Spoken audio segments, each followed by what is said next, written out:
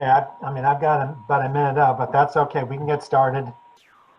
Call the Wetlands Commission meeting to order, 7 o'clock on the 2nd of September, another summer almost shot. First item on the agenda, 8468 Maple Avenue. Okay, Sev, you're up. Can you hear me, Shannon? I can. Okay, thank you. Good evening, Mr. Chairman, Commission members. My name is Sev Bovino, planner with Kratzer Johnson Associates, represented the applicant. On July 29 this year, the commission visited the site. You reviewed the house and driveway location as it related to the wetlands on site. Since then, we have received additional comments from engineering department. We implemented those comments. Those recommendations, revised the plans to reflect those recommendations and responded to them in writing. As an example, we installed a stone apron at the driveway turnaround by the house. We revised the turnaround because the neighbor did not want to turn around on his property. So we had to put it on the west side, and we needed to have an apron to reduce erosion in that area. We installed a 10-inch pipe under the driveway to prevent any ponding on the upside of the driveway with washed gravel on either side. We improved the slope to 3-to-1 slope. We proposed to remove silt buildup from the swale, grade the swale to drain, and lumen seed it with wetlands mix. The commission discussed that on site, and it seemed to be an agreement that that area needed to be cleaned and so that the flow of water would be going unimpeded to the head wall under the road. Together with the description of the swale, we have a note indicating that the grass to be cut 2 to 3 times a year. We provided a map which shows the conservation easement area on the wetland area. A separate map, so it's easy to see the delineation of the limit of the conservation easement. In addition to the double row of silt fence and straw wattles, after stabilization, we propose to install large boulders 8 to 10 feet apart along the westerly side of the driveway along the limit of disturbance that prevent any future encroachment. In addition, 4x4 posts would be installed with markers provided by the town, I believe. The client will have to install those to indicate the conservation easement and the wetlands. Additional wetlands limits were requested to be flagged in the field on the neighbor's property. David Lord flagged those wetlands. We located them by transit, indicated them on the map. David Lord provided additional report indicating the flags and revised the report. In addition to that, either the function and value report and an impact statement. The total wetlands disturbance has been reduced slightly, even after including the disturbance that's going to take place in the swale area. It will be a temporary disturbance. Invasive species will be removed in the swale area and replaced with native wetlands plants from the site. All the appropriate notes and details are shown on the map, as you can see. If you have any questions at this point, I'll be glad to answer them. All right, so seeing as how it's worked in the past, we'll go ahead and just, actually, did you do a call-in, Shannon, in terms of who's here? I did not do a roll call. Everyone said sorry. I'm rusty, sorry. So we'll do a quick roll call, everyone. Rich Berlandi? Here. Thank you. Emily Britt? I'm here. Thank you. Dave Fox? I'm here. Bob Hannon? I'm here. Robert Eisner, Here. Mark Simpson, I'm here. Ned Stetson, Here. Jay Tulin, I know is here, but I think we're only going to have him via, yeah, we're just getting the written version of Jay tonight. He's noted here. And Guy Wolf. Okay, no Guy tonight. All right. Thank you, Okay. Bob. Sorry about that. No problem. Well, I didn't want to look foolish and ask for somebody to make comments if they had any, and they weren't here. So, Yeah. start with Rich. No comments or questions. Emily, None at this time. Dave, I was wondering about the functions and values report. I don't remember seeing that, and maybe I'm just looking at the wrong emails. There was a wetlands report that was focused on the soil types, but I didn't Yeah, see. there was a wetlands assessment sent late. I don't remember if it was yesterday late because David Lord was not cooperating and he was having a hard time creating the report. So finally he sent it to me and I forwarded it to Shannon. I don't think it's function and value. It's a delineation report. There was the updated delineation report, but not, but I believe that was it.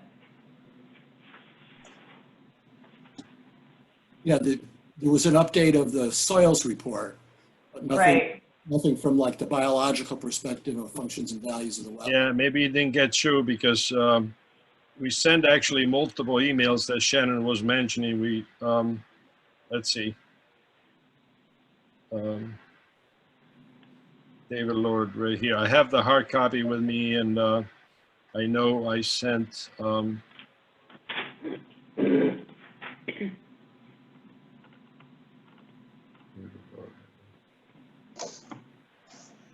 Yeah, the only thing I saw was an updated delineation report.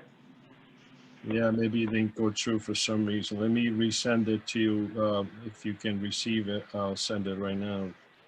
Yeah, I can't do anything with it right now. There's no way for me to get it up on the screen right now.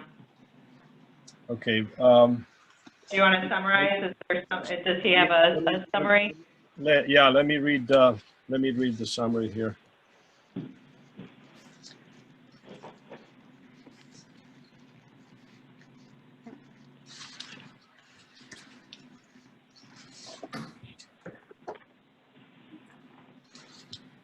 Okay. Wetlands and function value assessment dated August 31st. And he describes the wetlands similar to what he had done in his soil report, talks about the amount of disturbance. And then wetlands function and values, talks about the sediment retention and how the wetlands is going to help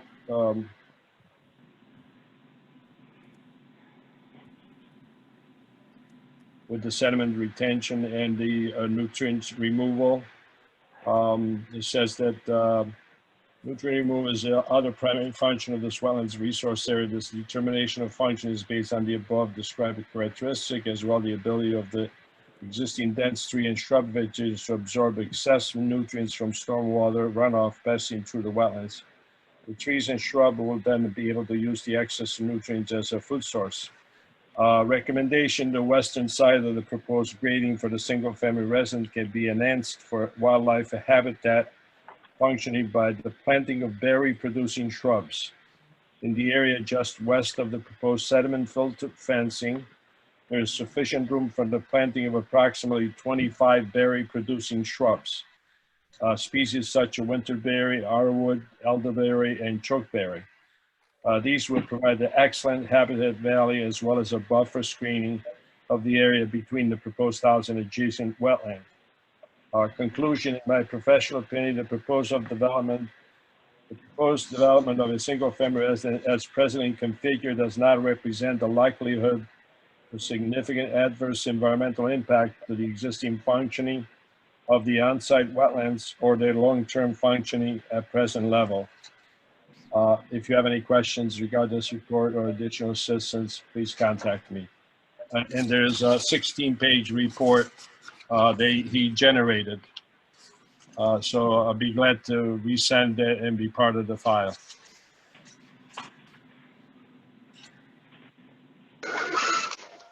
But I think that's very important since there's direct impact to the wetland that we have complete the record with that information. Yeah, and I apologize I didn't get through, but I did send it. For some reason, didn't get through to Shannon today or yesterday. But it does have, he addressed the various issues with the wetlands.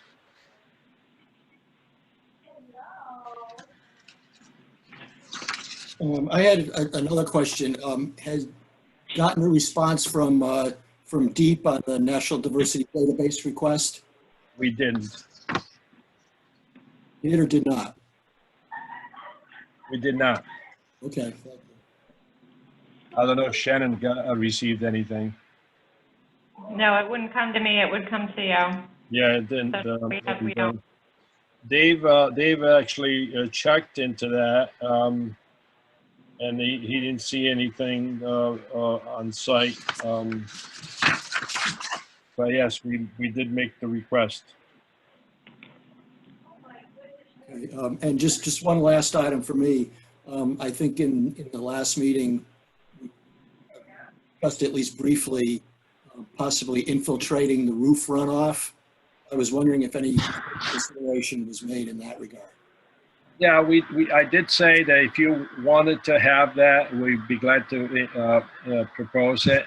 We thought that because we were so close to the wetlands and the roof drain is considered clean water, we would discharge it close to the wetlands, and the wetland area being flat in grade, that would allow infiltration. But if you prefer the underground storage, you can stipulate that in the motion. Yes, I'll leave it up to my colleagues, but I think it's more of a quantity issue, not a quality issue. You want to slow down stormwater, disconnect impervious surface flow, and not get it into the wetlands or water courses. But it is a rather small amount. I note that there are several other houses being proposed. They all have infiltration. Yes, we do that nowadays to for that purpose that you mentioned. The other issue here, there is a high groundwater table, so the function of that would be limited. But again, we'd be glad to install it.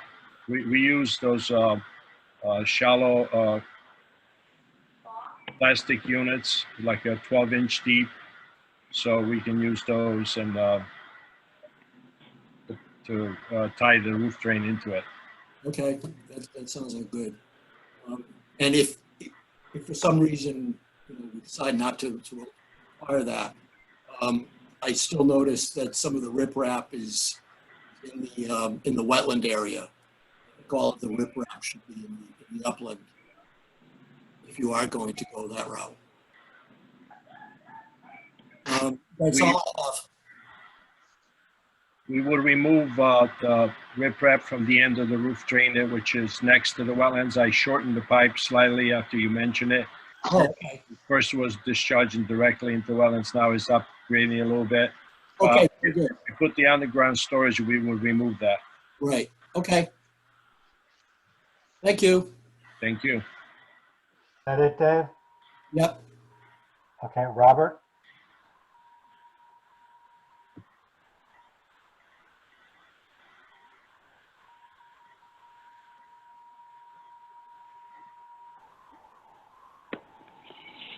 Robert on? You what? Yeah. Yep, hi, sorry, couldn't find my move. Yep, I'm here. Okay. No comments. Lost my Mark? screen control.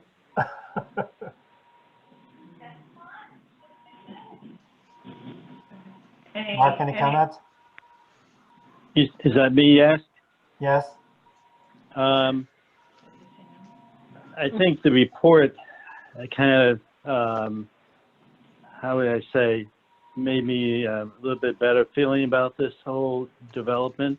I think when I did the site visit, I was very concerned about how close the construction would be close to the wetlands, and maybe I feel a little better that the report came back that the wetlands will not be impacted severely or in any manner of way. So I don't have anything more than that. I'm happy to hear about that report. Okay, thank you. Ned? Yeah, can you, I just caught, in your description, you were gonna put, a series of boulders in? Yes, they're indicated on the map in circles, those circles along the edge. Okay, those are the boulders? Yeah, and there's a note indicating proposed boulders spaced out, these boulders here. Okay. These circles. And then to protect the wet, or just to prevent any vehicles entering into the wetland, or is it aesthetics? What was your question?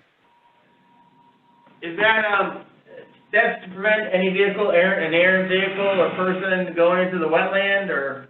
That's to prevent. I'm trying to figure what the purpose of the rocks are. It's to prevent anybody from going into the wetlands with a vehicle. Yes, and because the boulders are more of a natural feature in the landscape around Connecticut, we felt that these boulders will look better than just putting a fence up. No, I think that'll look good. My other question is, where you're gonna remove silt and invasive species and trying to improve that swale, because when we were at our field meeting, it was, I know it was kind of, you could see there was clogged and it was kind of meandering instead of having a straight flow to the pipe. Now, how are you gonna do that work? It's going to be done by hand in the swale there. As you remember, there was a small amount of silt buildup in that swale. So it's going to be removed by hand. The swale is going to be shaped and lumen seeded. Okay. Yeah, I just want to make sure there wasn't any equipment involved in that, but that sounds good. No, that would be a big disturbance, yes. Okay, that's all I have. Okay, Jay? There's no questions according to chat. Oh, thank you. So Jay has no questions. And Guy Wolf is on. Okay. Did you say Jay didn't have any questions?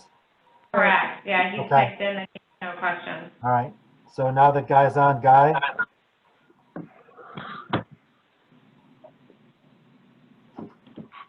He's muted. Guy, you gotta unmute yourself.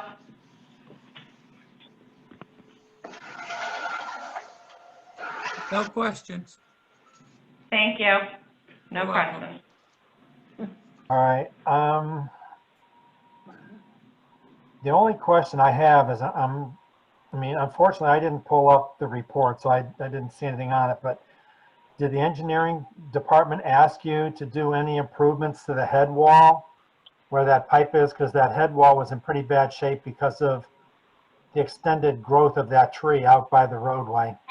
Yeah, they did not, and it's outside of our property. It's on Okay. the property. No, I was just curious if they had asked anything on that. Okay, Any work at the head wall that would require the removal of that large tree that's there. yeah, well, I just figured I'd ask, so, okay. So I don't have any other questions. This is an application that we accepted on July 15th. We did have the site walk. I think most people were there. So I will entertain a motion if somebody would care to make one on this particular project. We gotta determine significance first, so that would be the motion Okay. on significance All right. first. Yeah, it's been a while. Hey, we're, I'll help you out, you help me out, we're all good. Sounds like a plan.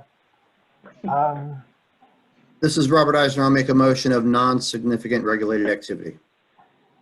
This is Ned Saxon, I'll second that. Okay, is there any discussion? I'll go in order. Rich?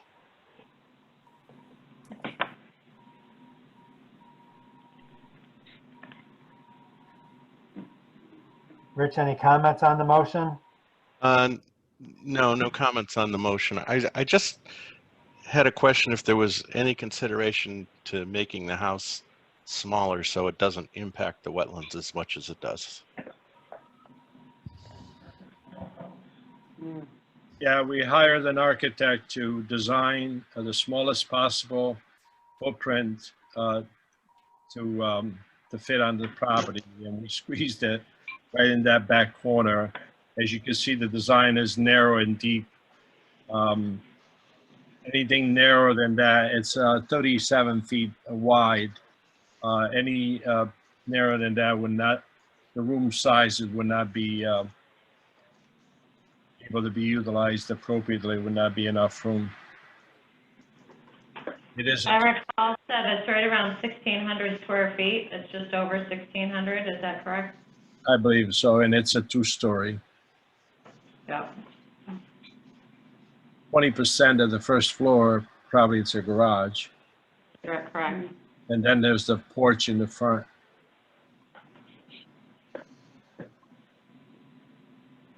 Yeah, I'm personally having a hard time with the amount of disturbance on this proposal.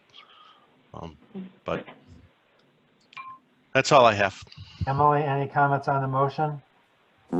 I mean, I feel like I agree with Richard. I feel like there's still a lot of disturbance, but I don't have any real ground to stand on with that, so. Okay. Dave? Yeah, I'm somewhat concerned about calling it insignificant. 590 square feet by the house and another 130 by the driveway, and then messing around with the swale. And not having the report in hand, the wetland impacts. I'm hesitant. Not significant. So that's the delineation report, but there's another function and value report that's apparently 16 pages that didn't come through. Dated August 31st, I think you said. Okay. And Yeah. Robert, you made the motion, so I'm assuming you're still holding that position.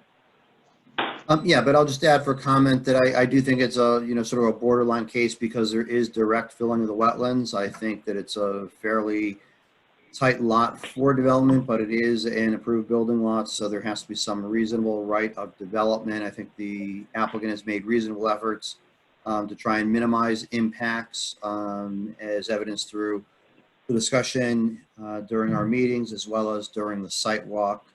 But if the commission at large believes it's a significant activity, I would be fine with that, and we would simply move it to a hearing. Any comment? Mark? No comment. Ned? I still think it's insignificant. I mean, So I think it's done a lot to try and accommodate. It is very close to water. I think, their original attempt to go over the stream, it would have been, and to keep it all on this, keep all the construction on this lot, would be a lot more of a disturbance. You'd have to put in some sort of piping or a bridge or something, and I just think that this is a better, I mean, if it's an approved building lot, I think this is a better solution than trying to build some sort of roadway over the stream in order to get to the lot, in order to get to the house. So I think this is about the best you're going to do on this lot. Okay. And Bob, this is Mark here. I Yeah. don't know what the benefit of a hearing would give us. I'm not too sure. Okay. Jay? All good, no comments. Okay, Guy? I'm a little concerned that we don't have the other report.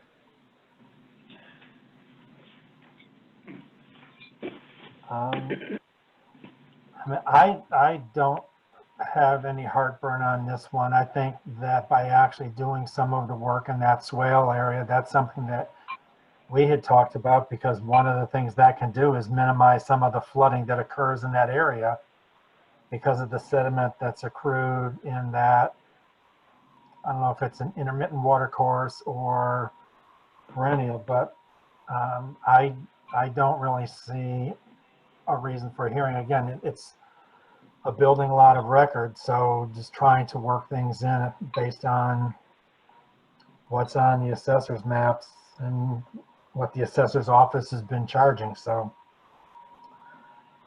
we sound a little mixed, but with that, there is a motion to call this an insignificant activity. So I guess we'll do a voice vote on that and see if this passes, then we don't need to go the other direction. If it doesn't pass, we'll take up a motion to consider it a significant activity. But so those in favor of this not being a significant activity, please say aye. Aye.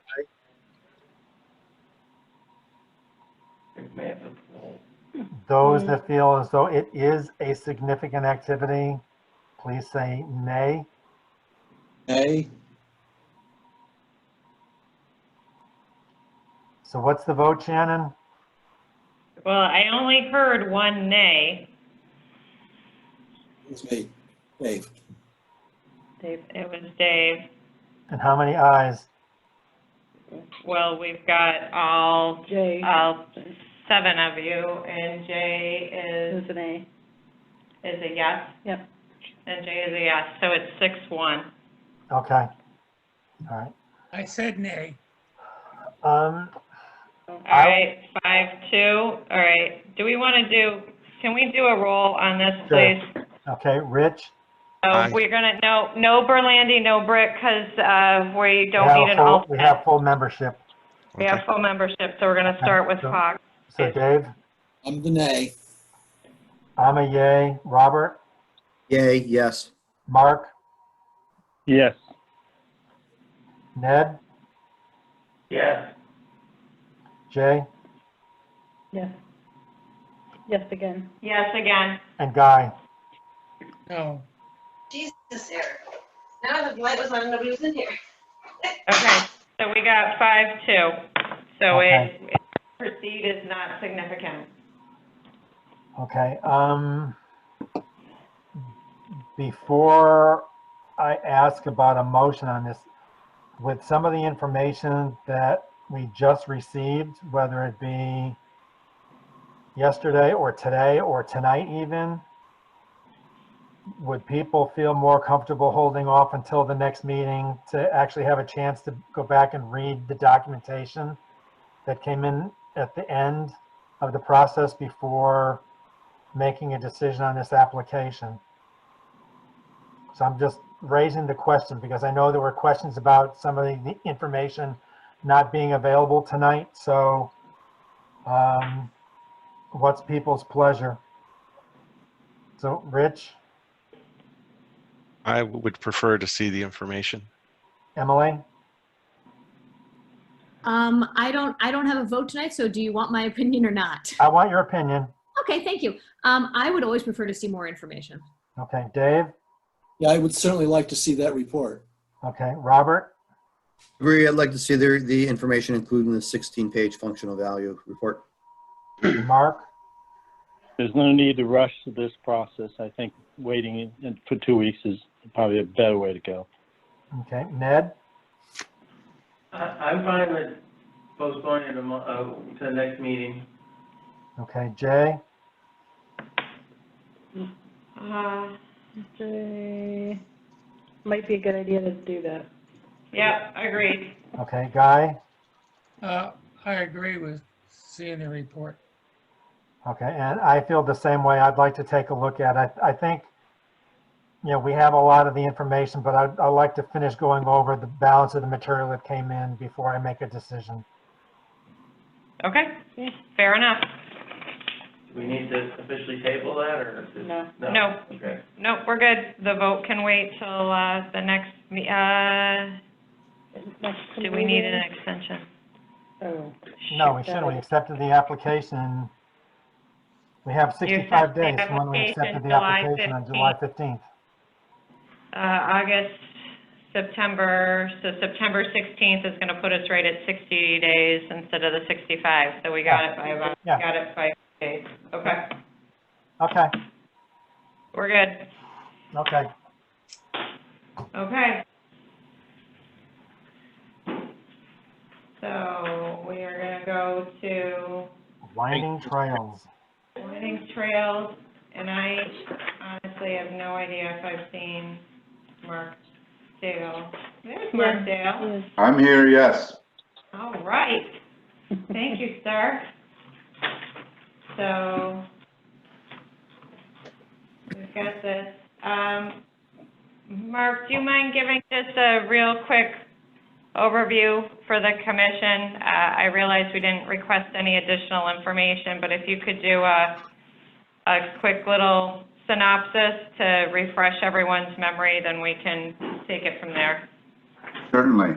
Thank you very much for those who did come out and look at it the 29th. My name is Mark Dale. I'm the Education Director here at Winding Trails. We've had a historian that has been looking at different historic features and looked into the Farmington Common Fence, which ran from Fisher Meadows to Unionville on the one side of the river and through the flats on the other side of the river, in which the colonials were using to pen and keep out different livestock. The actual fence that runs through Winding Trails, in which is roughly 25 yards or 20 yards off of Pine Grove, was an original part of the fence that has been verified.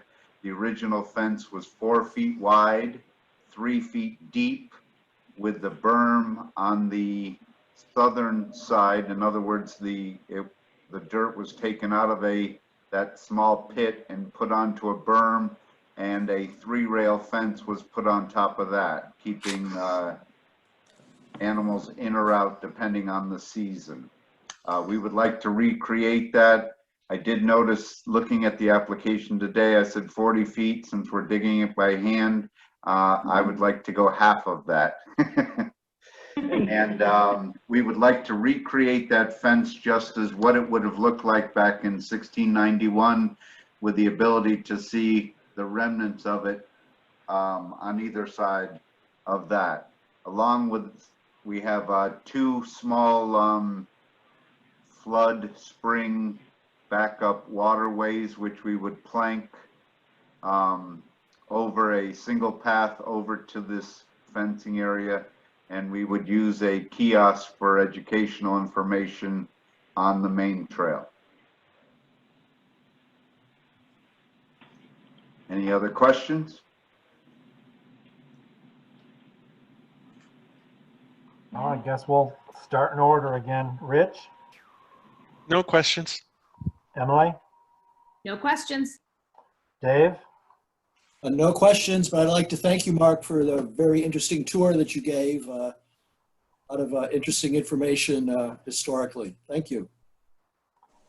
Robert, No questions, just a comment that I always like the projects that increase the educational opportunities for wetlands and environmental systems. So it's a good project. Thank you. Mark, No questions. Ned. No questions, just also a thank you to Mark for the tour and the information, and I learned a lot. Yeah, I had no idea what these fences were about. Now I know. And Thank I you. see Jay already responded. No questions, yeah. Correct. Yep. Guy, No questions. I don't have any questions either, but I guess what the first issue here is whether or not this constitutes a significant or an insignificant activity. Is that where we're at with this one? Correct. This is Ned Statchen. I'll make a motion that this is not a significant activity. Is there a second? Dave will second. Okay. I'll just go in order, see if anybody has any questions or comments on it. Rich? No questions. Emily? None at all. Dave? All set. Robert? No questions. Mark? No questions. Ned? No questions. Nope. Jay doesn't have any either. And Guy? No questions. I do not have any either. So with that being the case, there's a motion on the floor to consider this to be a non-significant activity. Those in favor say aye. Aye. Aye. Opposed? Abstaining? So it's a non-significant activity. What's your feeling about a decision tonight? I'll make a motion to approve the Winding Trails application. Is there a second?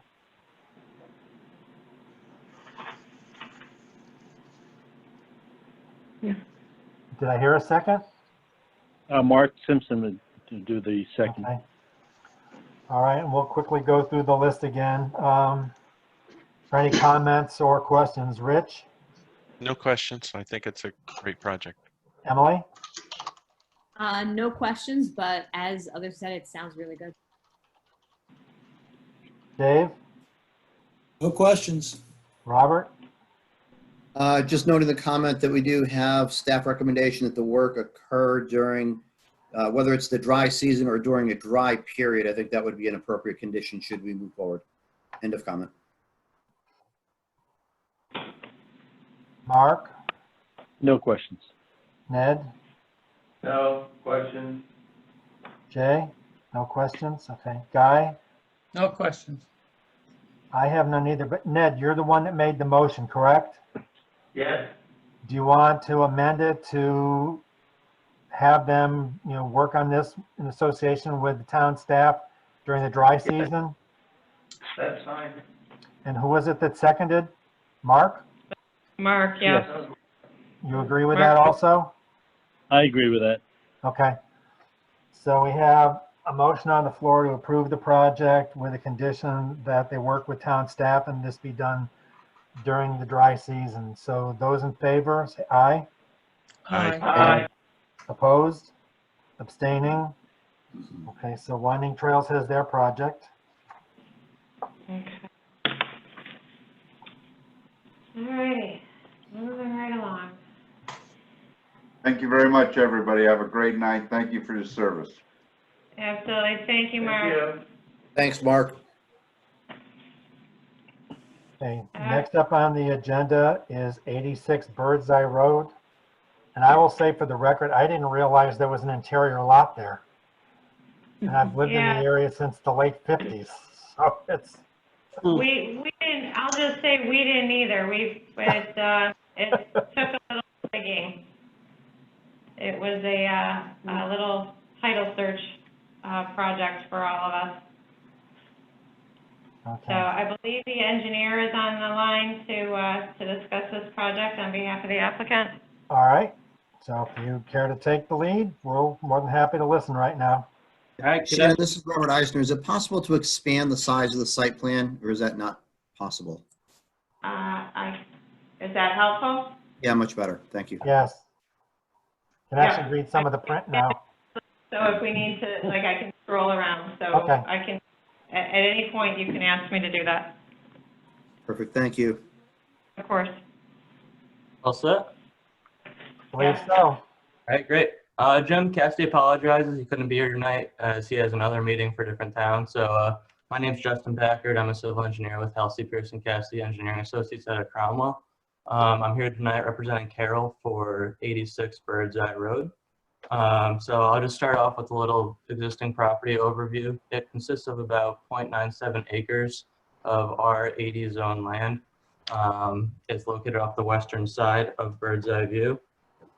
Presently, it is a vacant approved building lot, and most of the area is wooded as it sits today. Presently, there are no wetlands on the property. There is, if you scroll the screen down a little bit, so we can see the bottom of the page, there is a wetlands area about 60 feet off the southwestern property line. So with that, there is some of the 150-foot upland review area on our property that's shown as the dashed red line on this plan. So the southwestern half of the property is pretty much in the upland review area. Topography on the site is actually kind of weird. It flows in the opposite direction of the wetlands. So it actually flows from the southwest property line to the northeastern corner of the property. So what we're proposing to do is construct a 2-story, about 2,900 square foot residential home. On this plan, the lighter gray driveway is what we're proposing as the new driveway. And then the darker gray driveway below is the existing driveway that accesses 88 Bird's Eye View, or Bird's Eye Road, sorry. I should have mentioned earlier, there is an existing easement that's outlined in that blue line there. That's an access and maintenance easement that has already been approved through the town in favor of 86 Bird's Eye View. So all the utilities for the project are proposed to come from Bird's Eye View, with the exception of water. We're proposing a well behind the house. You can see it just above the upland review area there. But sanitary, sewer, electrical, telephone, and communication is all coming from a utility pole that's out in the frontage of Bird's Eye View. In terms of the upland review area disturbance, we are proposing about 7,500 square feet of disturbance. On the plan before you, that's shown by the yellow dashed hatching.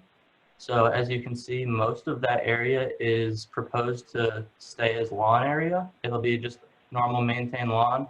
And then there's a small area of the driveway that also encroaches over the upland review area at the entrance there. We aren't proposing a whole lot of grading in the area of that lawn. So it'll pretty much stay what is existing contours out there today. So post conditions, there will still be no runoff from our property going to those wetlands below us, because everything does run to the north of the property. We are proposing some stormwater management practices for the project. First, you'll notice to the north of the house, or up behind the garage, we're proposing an underground infiltration system. And that will connect in with the roof leaders, and runoff from the new roof will go to the underground infiltration system. We designed it to hold the volume of a 2-year, 24-hour rain event. And then in addition to that, it is an infiltration unit, so it will promote groundwater recharge at the same time. And then off to the northeastern corner of the property on the other side, we've kind of been going back and forth with the town. Some of the town members that we've been dealing with in the staff would like to see rain gardens out in that area, but after talking to our clients, they've had past experiences with rain gardens that didn't go too well for them, so they'd like to try and find a different route around that. So as a compromise, we're proposing a 2-foot high crushed stone berm that'll wrap around that northeastern property line, and then the grass swale just above that will collect a majority of the runoff from the proposed driveway all the way down to the entrance, and actually reroute it through the stone berm. So that will greatly decrease the runoff to the northern property lines, and then it'll also provide us some storage for higher intensity rain events. So, and then we also feel that this will be a lot easier for the homeowners to maintain than the rain gardens, because they'll just be able to cut the grass as if it's the rest of the lawn around the property, instead of having to deal with all the plantings and that type of thing that's in the rain garden. And I know they're also concerned about, with the rain garden having standing water, they don't want to deal with the bugs and mosquitoes that are associated with that. So we'd prefer to go this route. We also received a list of comments from Bruce Sear from the town of Farmington. We've gone through and revised the plans per all of his comments, and we've submitted a response letter showing how we changed the plan for each comment. If the commission wants, I can go through that list. If they're okay with not doing that, then I'd just be happy to answer any questions that anyone else might have about the property at this time. Anna, can you do me a favor? Can you enlarge the map a little bit more? I'm interested in the grading above the driveway.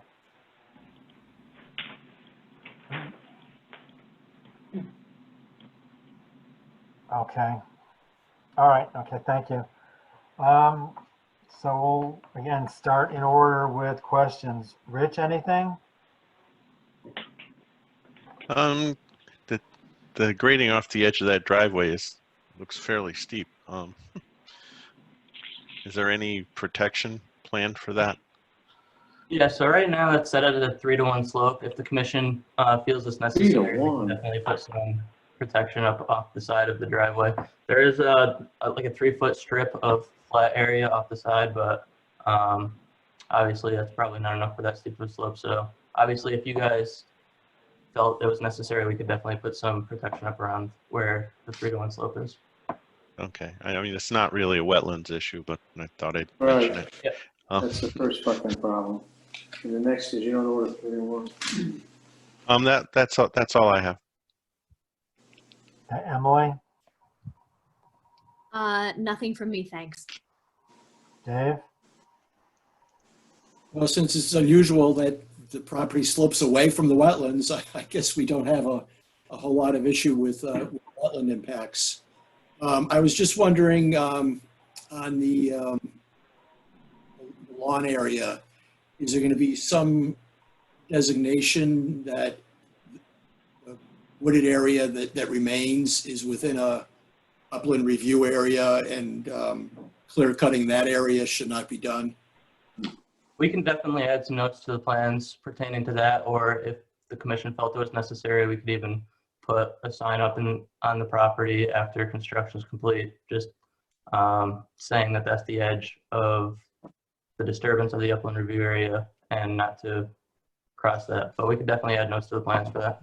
I think that's a good idea. We've had a number of cases lately of overzealous clearing. Thank you. Robert?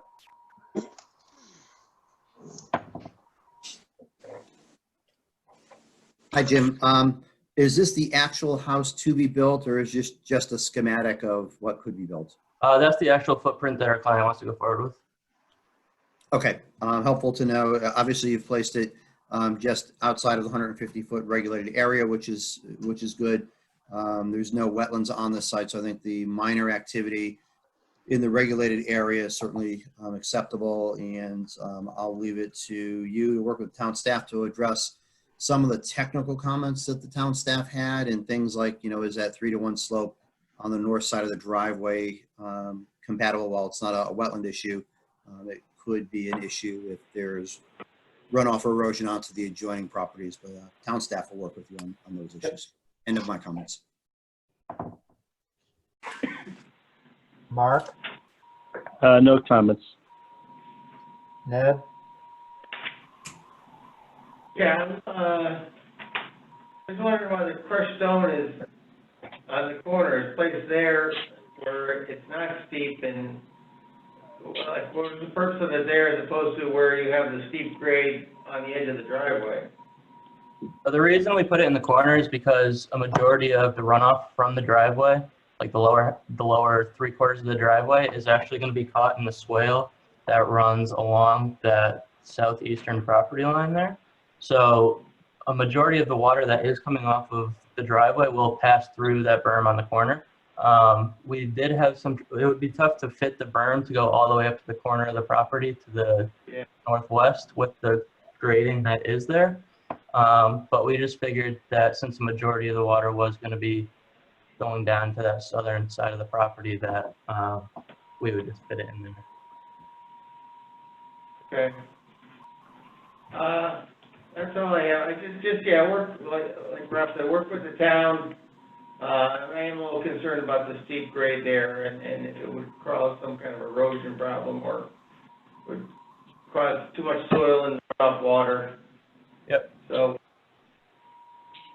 Yeah, we could even plant the sloped areas with like an erosion sediment control seed mix rather than a typical lawn mix. So that might be something that we go for. Okay, that's all I have. All right. Jay has no questions, so Guy? I have no questions.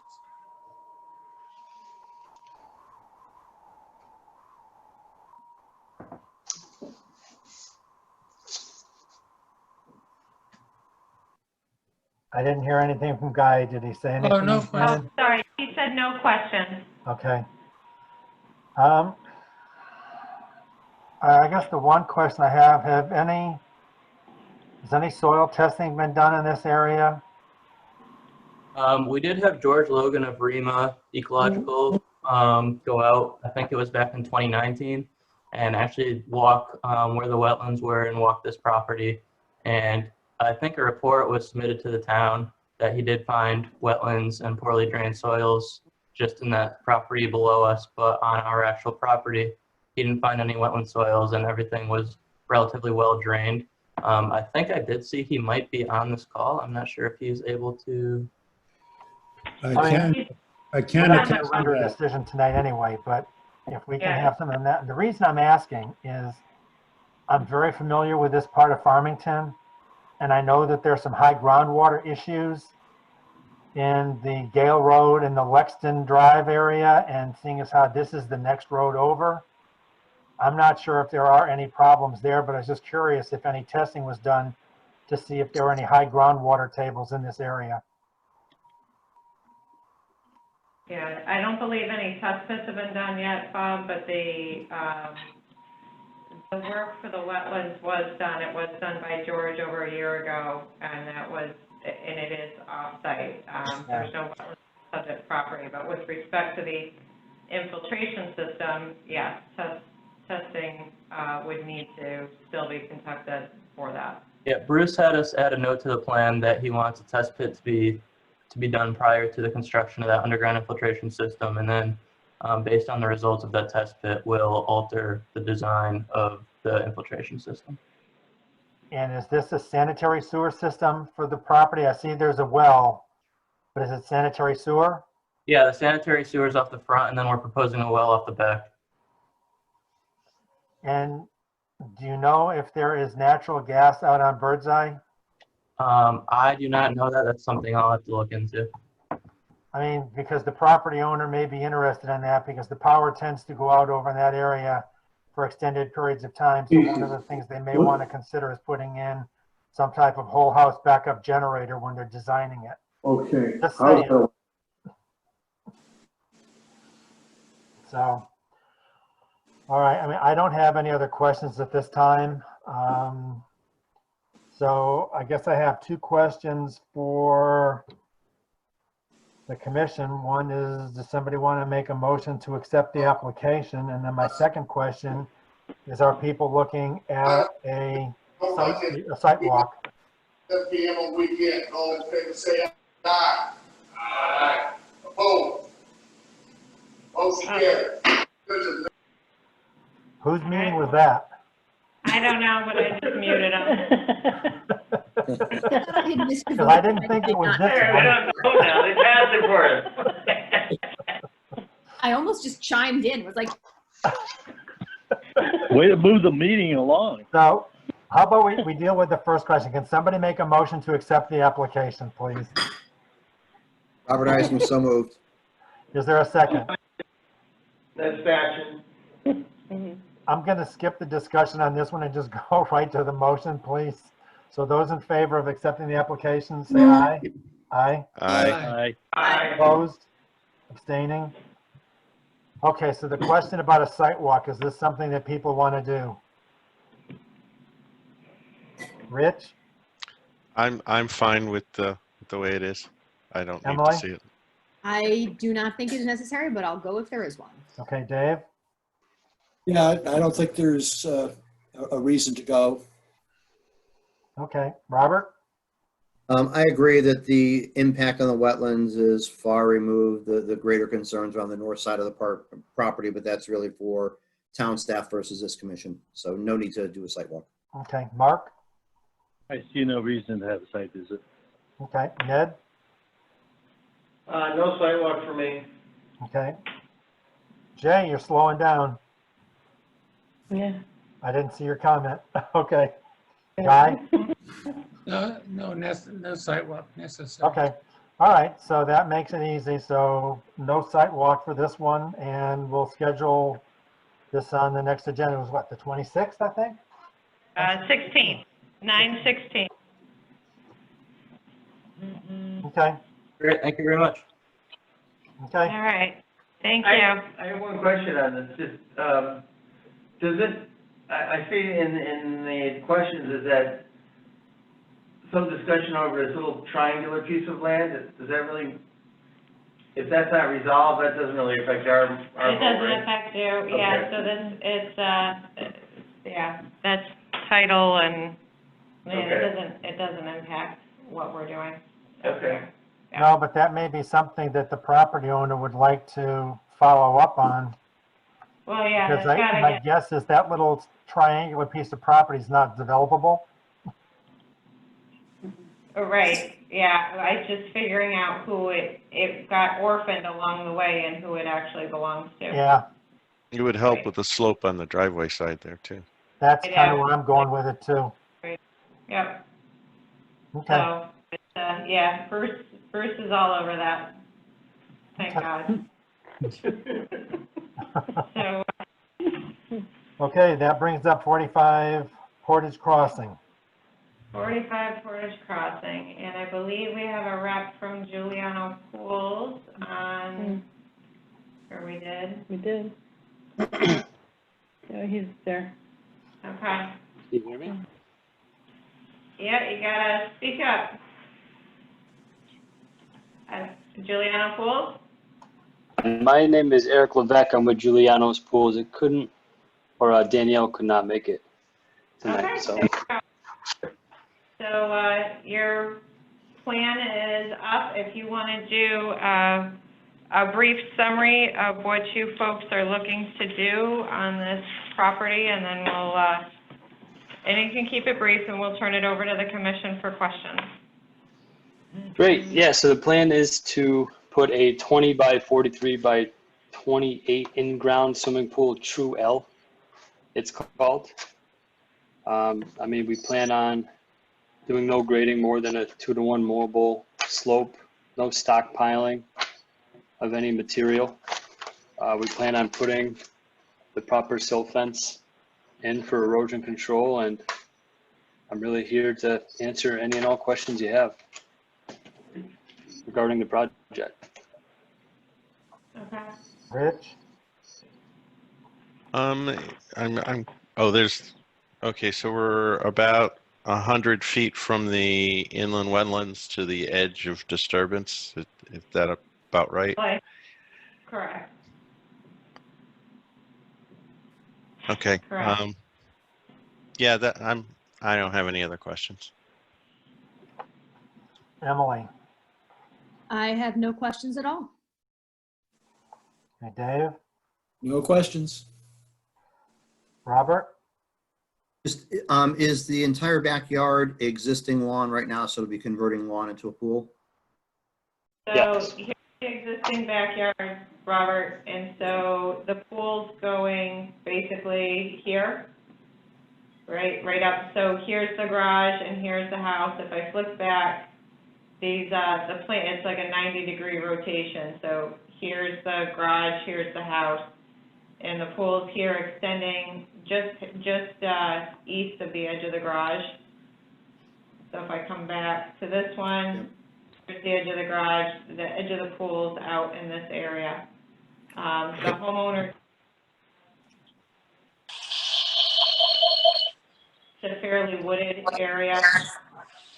There were a number of trees.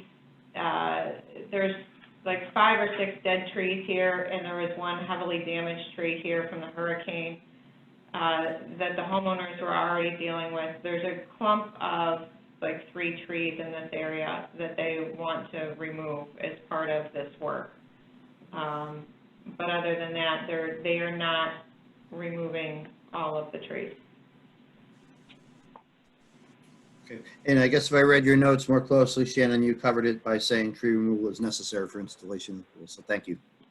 No problem. And Mark? No questions. Ned? Just trying to understand the pool a little better. You got 20 by 43 by 28 with the L shape, but then you have another little box here, 8 by 16. What is that? So that's actually just called like a sun deck. It's a little part of the pool that has about like 14 inches of water. So that little bit out you're talking about is part of the pool itself. Okay. And you're gonna put silt fence all around your work zone. Question, what is this really dark line going across it? So that line is a zoning reference line, so because this property it's considered a through lot, because there's frontage on Portage and frontage on Wakefield, they can't cross that line without they couldn't put the pool back here, which is where they had started, because there's young children in the house.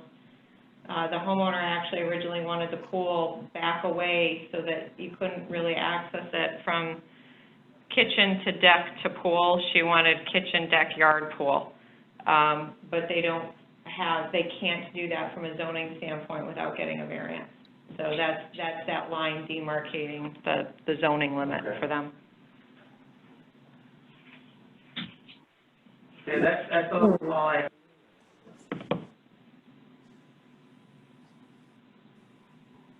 Was that it? Yep, that's it for now. Okay, Jay? No questions.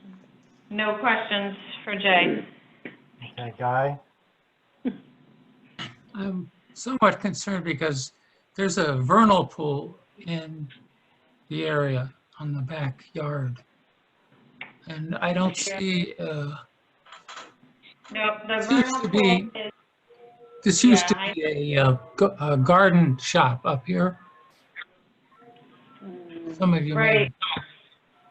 And So that, somewhere below it, and in the backyard of one of these houses was a vernal pool, because I got access to the vernal pool from Portage Crossing to the backyard of the person's house. They let me in there. And I was trying to find where that was. And it was in the trees, so I'm looking at this spot in the trees that's dark, and I'm wondering if that's it, and that's next to the end of Wakefield Lane. so it's not. So Portage Crossing it ties into the south off if needed, I can bring up our full GIS aerial, but Portage Crossing ties in, as does Wakefield Lane, ties into the south into Meadow Road. Wakefield Lane is in a cul-de-sac. Portage Crossing continues off to the left and also connects into Plainville Avenue, Route 177. Okay, it's on the other side of that, of Portage It's on Crossing. the other side, and it's off the end of Wisteria. So Wisteria is the next street over to the left, and it's Wisteria that was part of the garden shop, and it's Yeah. actually. No, I got disoriented. Yeah. So we're close, but thankfully not this area. Okay, great. I have one other question. This is Ned Statue. Yep. So what's going off the end of the cul-de-sac? There's already homes. No, I know, but I mean, that's narrow. Is that a right-of-way of some sort? It was, but technically it still is a right-of-way, but this goes off to the north into the Memorial Forest. So there's no roadway that's going to go through there. Wakefield Lane has been extended as far as it can go. Okay. The rest of the land to the north is all town land, the majority of which is Memorial Forest. Okay. That's all I have. Ned? Yeah, thank you. Okay. I don't really have any questions on this either. So on this, so we need to make a determination as to whether or not this is a permitted use as of right in a residential zone or accept an application. So you have a couple of options. So we'll start with Rich and see which option he decides to pull the lever on. I'm leaning toward this being as of right. Okay. Emily? Agreed. Dave, I'll agree also. Robert, Agree, it's all well in the buffer area, far away from wetlands. Mark, Ditto.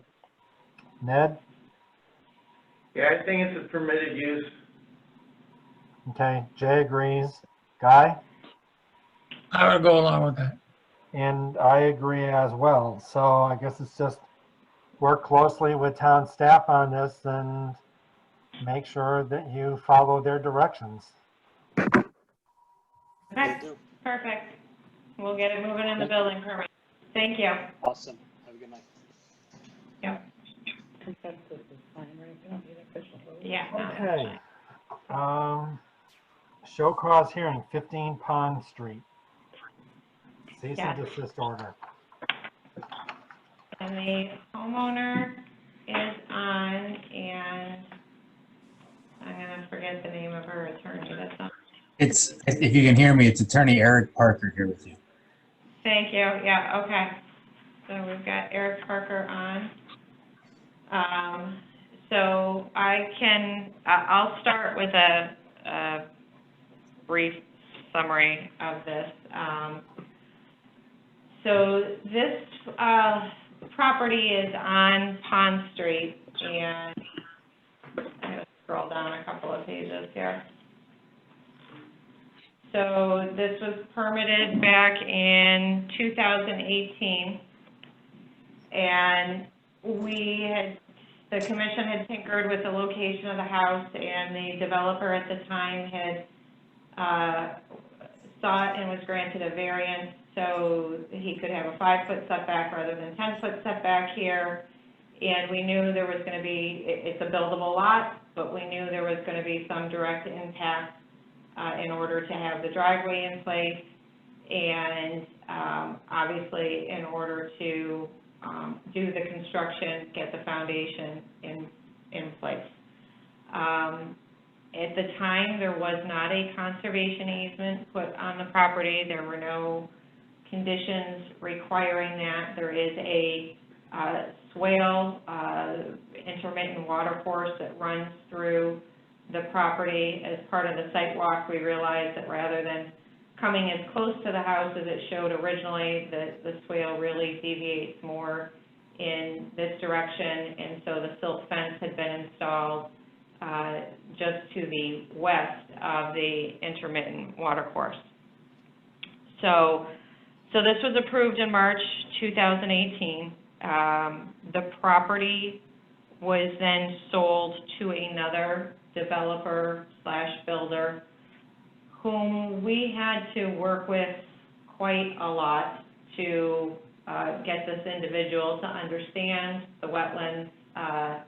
There were a few iterations when she submitted the building permit in order to convey to her, we had shared this plan, we had shared the wetlands approvals, that the silt fence has to be in, you can't have any more direct impact than what's shown, et cetera.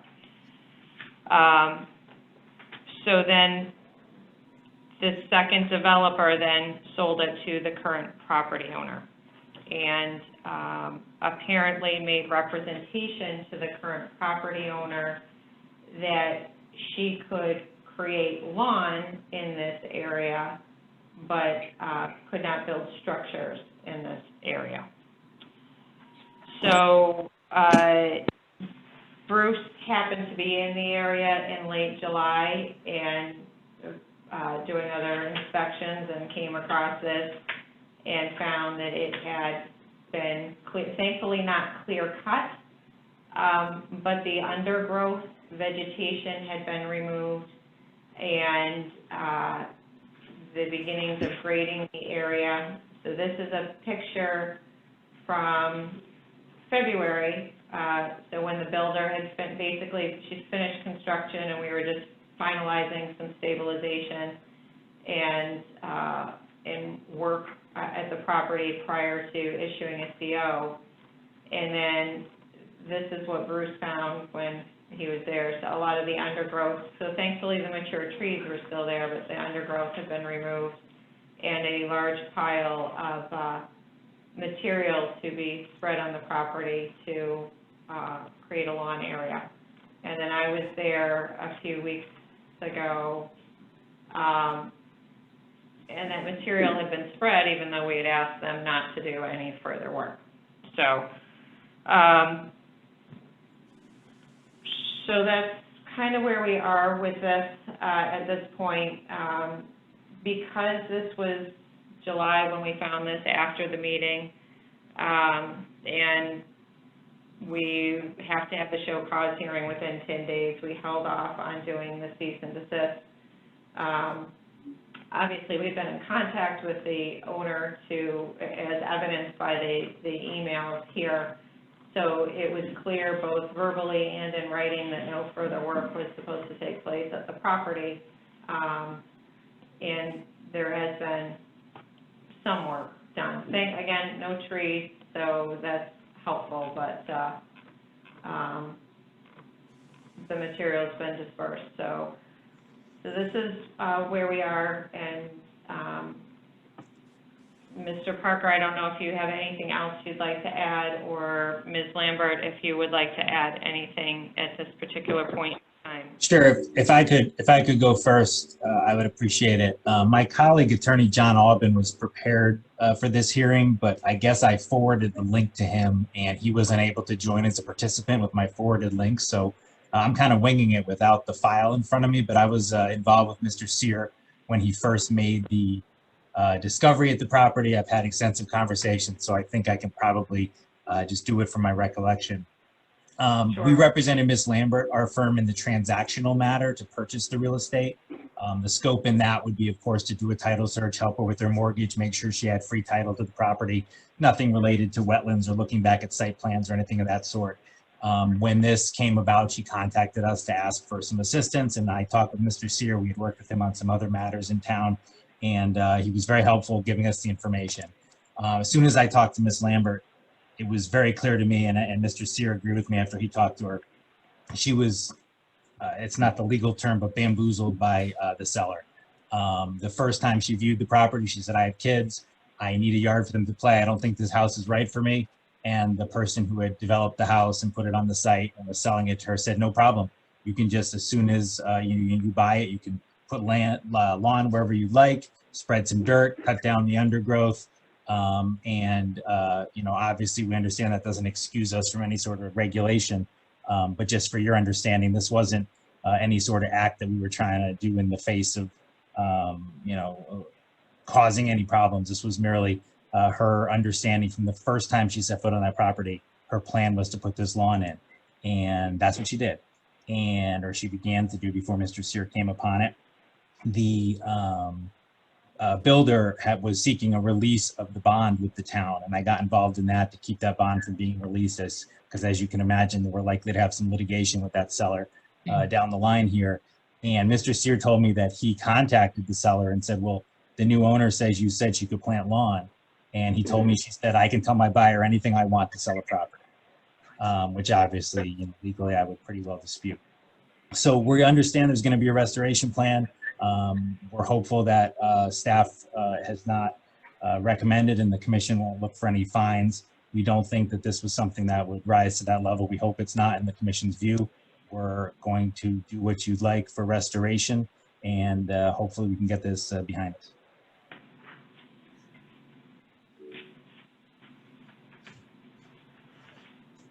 Janet, has anything been discussed about the scope of any restoration? We have not, as of yet, discussed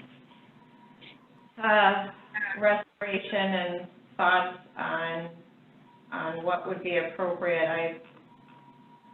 I did want the commission's thoughts on this, because at this point it's kind of this this area to this side of the water course has been graded in the underbrush, the majority of this. I'd have to take a tape measure out. I'm not sure if it's, honestly, if it's all the way over. The lot's not too big to begin with, so I'm not sure if it's all the way over to the edge of the property line or if it stopped short. Mr. Chairman, I can tell you when I spoke with Mr. Sear, his suggestion was that we come to the commission, explain our position, and perhaps that might get some comments from you about what you'd be looking for, and perhaps we could come back to you with an appropriate plan. So he hadn't given us any specific instructions, so I don't have a plan for you today.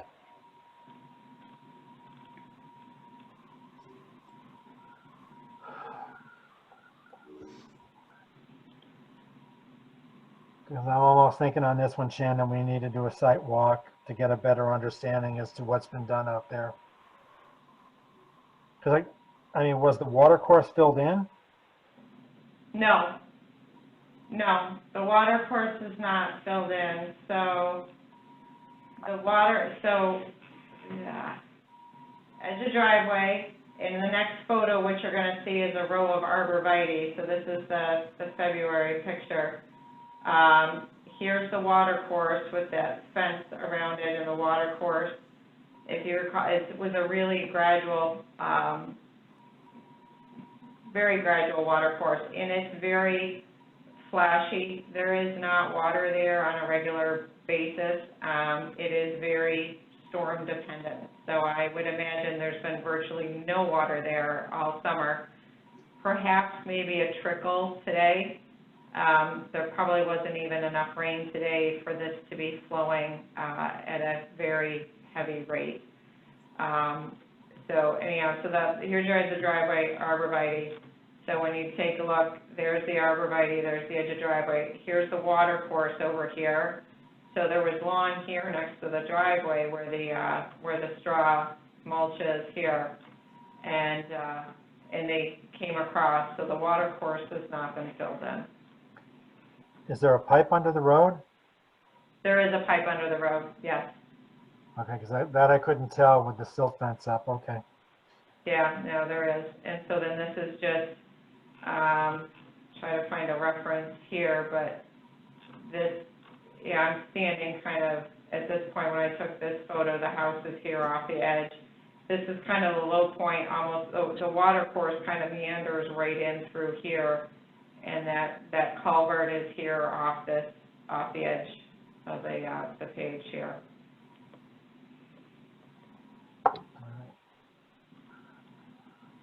So we'll go around to the commission. I mean, my take right now is I think I would like to see what's going on out there so we can compare it to the map and get a better sense of the scope of the work that's been done. But Rich, any comments? Yeah, I would agree, and I'm afraid that the property owner is going to have to retain somebody to give them some professional assistance. Like has happened. Yep.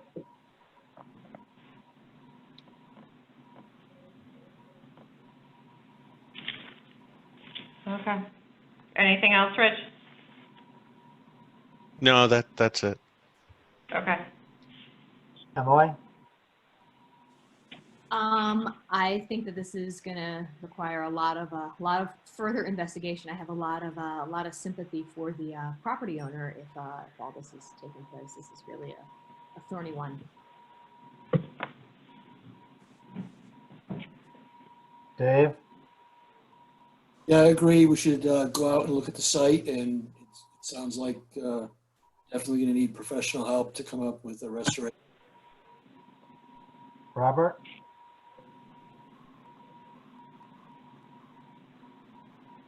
I agree. A site walk is going to be helpful to get a better sense on what happened and what needs to be done. I do have a question for the attorney. I understand that, and I accept it, your word that the builder said what he told you, that he can tell his potential buyers whatever he wants, which is unfortunate.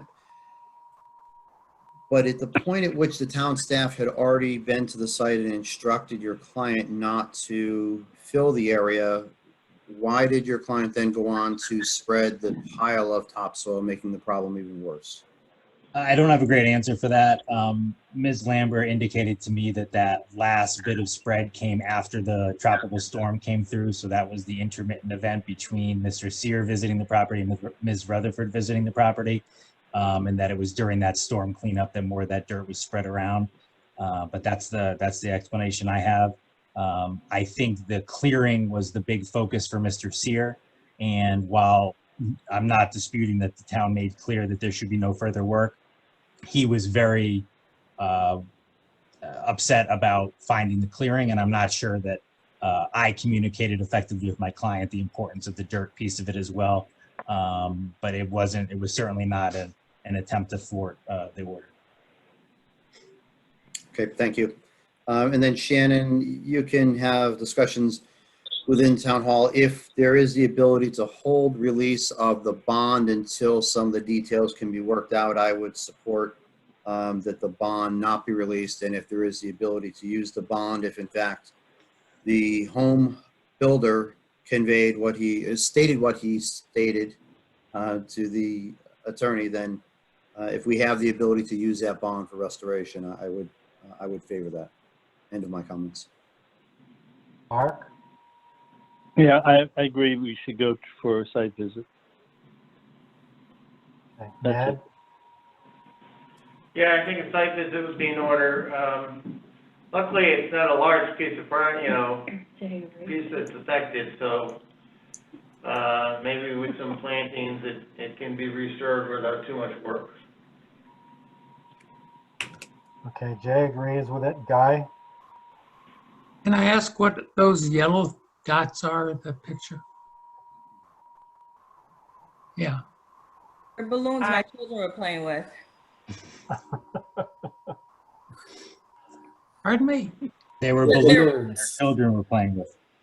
Oh, Like beach balls. they look like they're attached to some kind of device. No, they're beach balls. Okay. Well, I would agree with you. I think we need to look at it, and they need to consider a professional for help. I mean, I also go along with, I think there should be a site walk on this. Question though, as it relates to the bonding and the builder, is it the builder that just built this and is finishing up the work that's looking for the release of the bond? Is that the individual that said, well, you can pretty much do whatever you want to do out there? That's correct. Okay, then I really agree with Robert that if there's a way to hold up releasing the bond, I would suggest doing that too. Mr. Chairman and This way Mr. it doesn't have any impact on the homeowner, but it may with the builder until some of this can get sorted out. So Shannon, if you want to go ahead and see if we can set up a time, and unfortunately it is starting to get dark a little earlier. It is, but we have just one site walk, so we could still do it in an evening rather than a Saturday morning. If we, I don't know what everybody, next Wednesday evening at 6 o'clock, if that's agreeable, and if it's too cumbersome to figure out now, I can do it via email tomorrow, but for that, Tanisha, would it be okay if we were at the property next Wednesday evening at 6? That's fine. I'll just have to request the day off. I work second shift. Okay, well, Is there a day during the week you don't work? Or is it weekends you're off? Weekends are good. Saturdays, I can make it work on a Saturday. I'd rather not make the property owner take more time off from work. I don't think that's necessary. Agree. I agree. Agree. Yeah. Okay, so Saturday morning, 9 a.m.? Okay, we'll do that. Okay. So next Saturday, which would be, does that work? The 12th? It's the 12th, so it would be 9/12. What time we leaving? We're leaving. Not this upcoming Saturday, a week from this Saturday. 12. We're leaving. But 9 a.m. is still a good time. We'll do that and then go. Okay. That works. Okay. Is that okay? Okay. Let's All go. right. 12. I'll follow up with an email tomorrow. Okay, thanks, Okay. Shannon.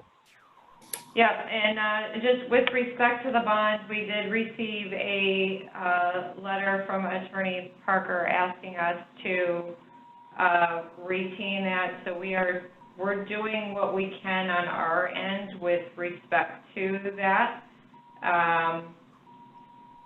It may get sticky, but at this point, we are continuing to hold the bonds that the developer or builder had put in place. So, Okay, okay. sounds like a plan. All right, so we'll do the site walk and then we'll reconvene in 2 weeks for the next meeting.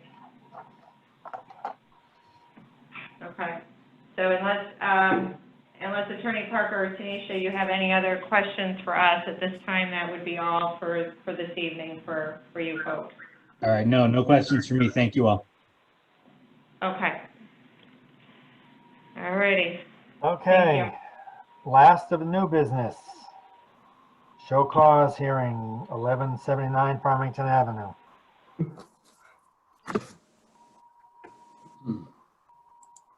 Okay. Oh, go ahead, Yep. Shannon. Oh, no, go right. I was gonna say, I think Attorney Yalski's on, and I think George is on, and so, or he had been anyway. I don't know if he's, yeah, there's George. So, Well, we have three, I think, three issues or three parts of information to go over. One would be the overall map and that was submitted, Shannon, and a second would be the data on the site with the fill, and then the third is George's presentation, which is probably most important. So maybe we can start with that. oh, sure, yeah, we can start with, Unless you'd rather do it a different way. nope, I just got to open up because George's stuff came in right at the end. So I had to sneak it all in.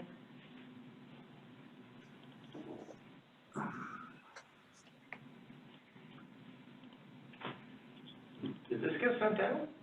No, it did not because it came in at 6:30 this evening. So you get to follow along like everybody, and that helps then.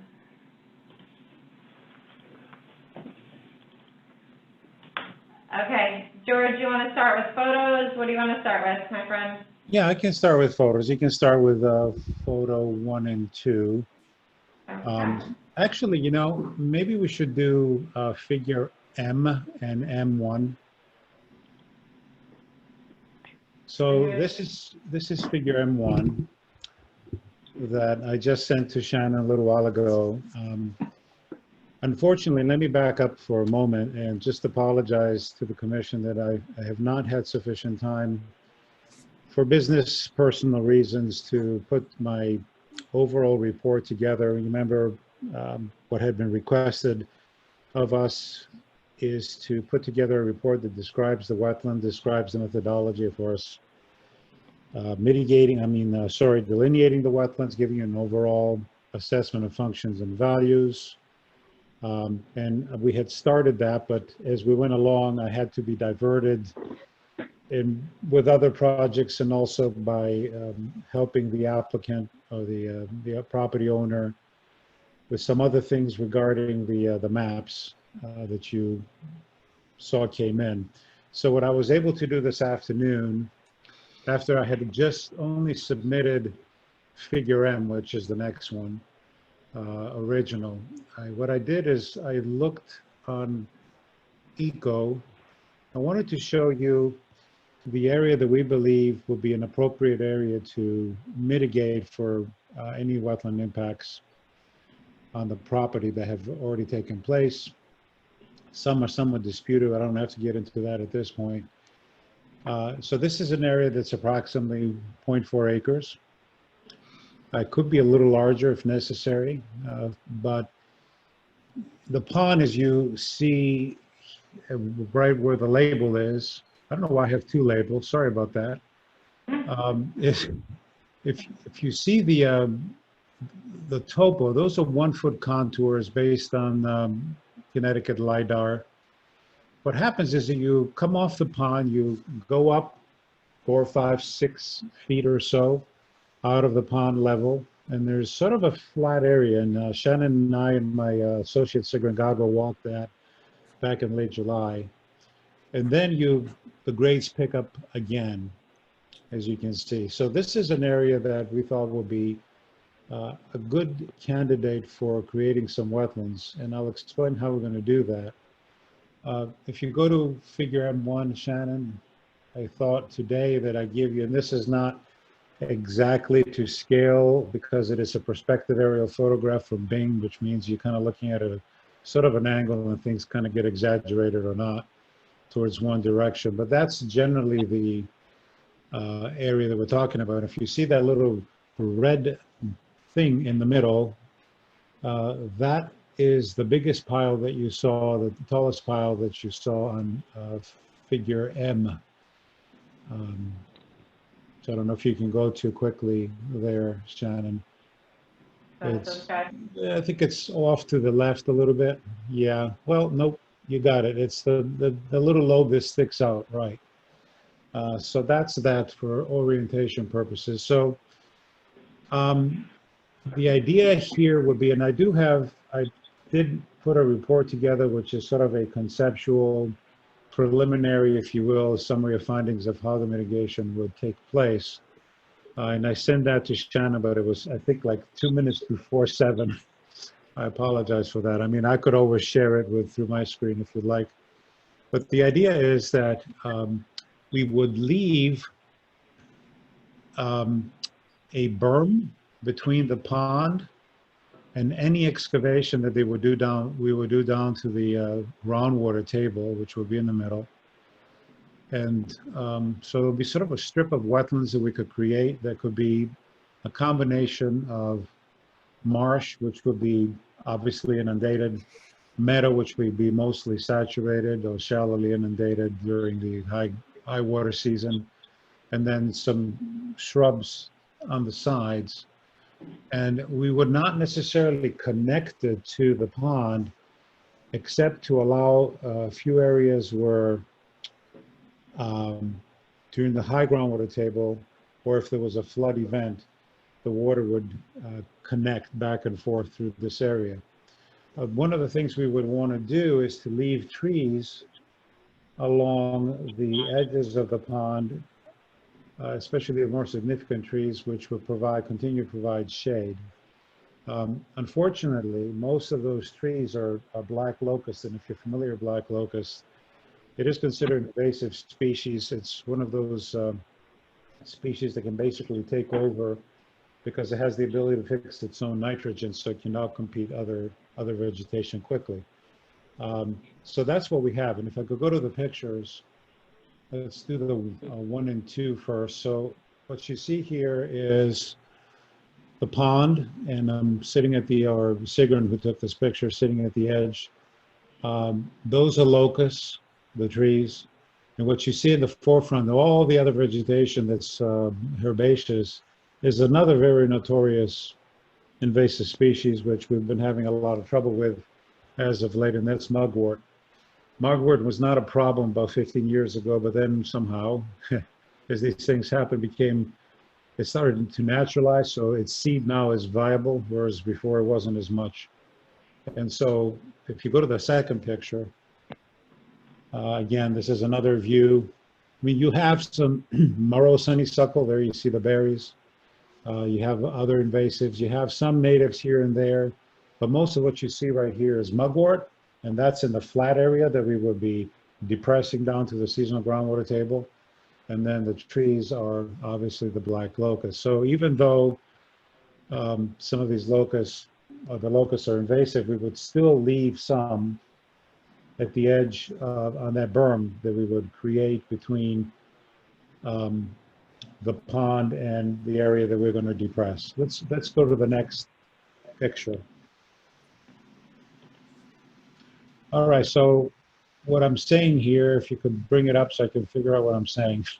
Here we go. So this is the center, right? So what kind of, this is a picture we took when Shannon and Sig and I were out there. I'm sitting sort of in the a little west of the half point of the wetland mitigation area, where the flat area is to our right and front. And then you have this little steep slope. As you can see, this is all fill material that was left in place. And I expect a lot of the same to be under the areas that we would excavate. There's not much vegetation growing there, but so not much to save as far as trees. But again, we saw some native vegetation. There was some cottonwood. Obviously, there was a tulip tree here and there. There was a sycamore here and there, a sapling. So all those things we would tag and leave.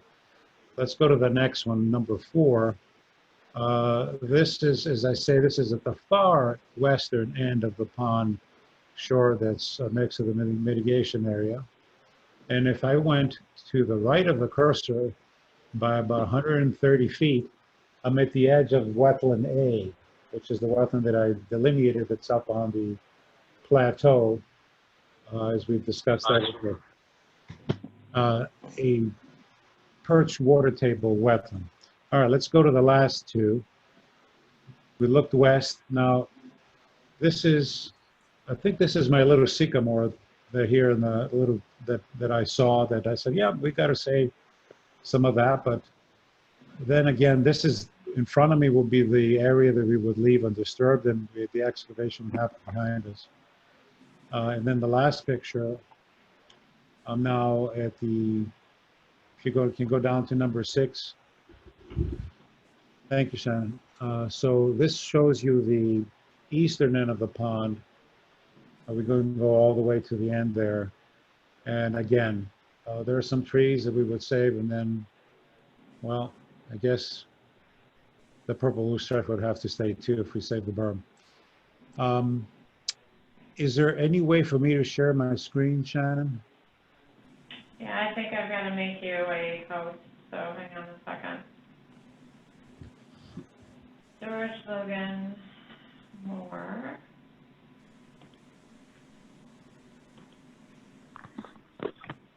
Okay, you should, I just made you a co-host, so you should be able to share your screen. All right. All right, so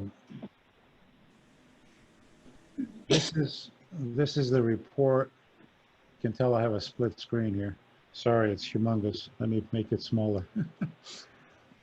So this is a report that I put together today. It's only 4 pages, so you folks can take your time to read it. But I'm going to scroll down and show you some of the things. So we're looking at sort of a conceptual wetland creation plan. One of the things that Shannon instruct us is not to go full hog at this point with very detailed implementation plans with planting schedules of shrubs and trees and herbaceous plants and seed mixes and the like, that's something that could come later. But in this report, I'm going to give you a little bit on existing conditions, topography, the soils, the vegetation. I'm giving you some idea here of the various layers that are there that are mostly invasives. I'll give you a little bit on the landscape setting, and then the plan overview. Basically, we wouldn't have just one elevation for that area that we would excavate. And by the way, to get to the seasonal groundwater table, we probably have to take anywhere from 6 to 8 feet of materials. So we would have some somewhat steep sided areas, which we would have to vegetate. Similar, but hopefully not as steep as what we have on the side of the pond. I expect that we would do some sumps. I expect we would have some broad terraces with saturated below the surface, some higher islands for floodplain trees, and additional trees than what we were just saving. And I also gave you kind of an idea of the kinds of planting materials, again, preliminarily, that we will look at. So you have a whole palette of different things here in different zones. And then, not to forget, we would also make sure that we leave or enhance and plant an upland buffer behind. So on the north side of the wetland mitigation area, that we would make sure that it's left intact. how we do that, we can discuss at a later point. And, you know, there's some other notes in here regarding drought-tolerant species. Obviously, we do have drought-tolerant species in some of these berms. So this is sort of a double signature. My twin evil guy got in here and did that. Sorry about that. So, and then the attachments is what you saw. I can fix that tomorrow, Shannon. That's fine, that's not a big deal. So that's kind of what we have as far as the mitigation plan. I'd be happy to try to answer any questions that you may have.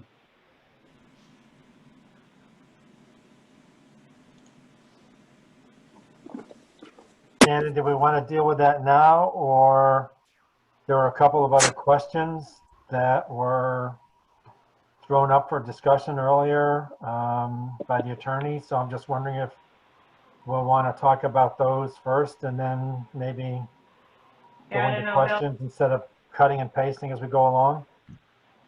Sure, no, that makes sense. And can you probably, I gotta reshare my screen, hang on a second.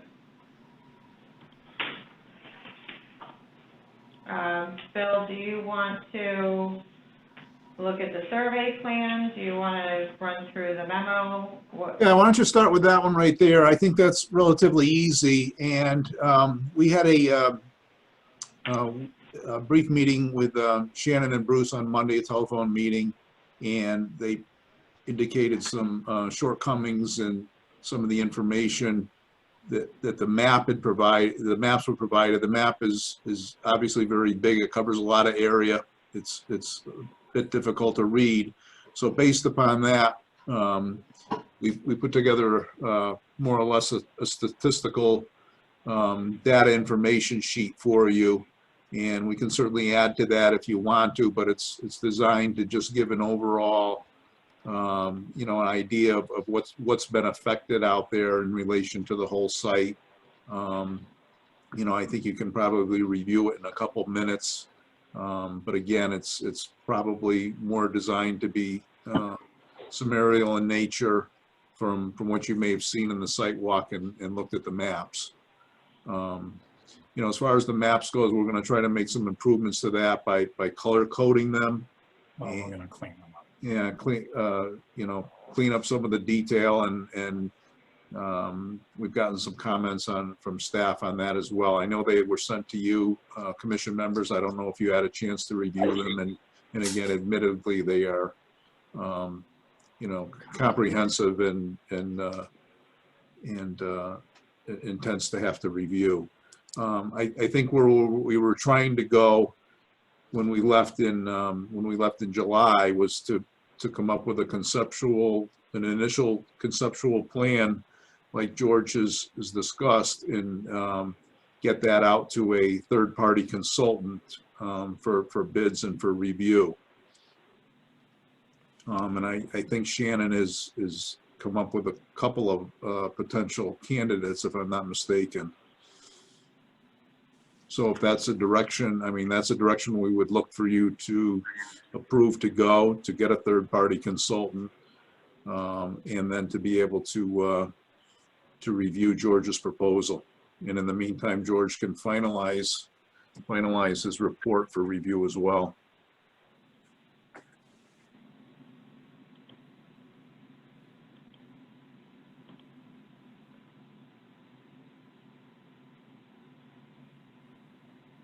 So, thank you, Bill. You want to go back? You want to go back to that colored one a minute, Shannon? And just in review, why don't we start up in the upper left, Shannon? You can show the area that was disturbed, maybe with the cursor, and that's the area where commission walked back in, I think it was May, late May, in the area where the fill had been placed. That had been taken from more northern part of the site, up near the property line up there, and spread down. This is the berm. Yeah. And then the material was taken out of here and then placed. The material was placed here. Right. Okay.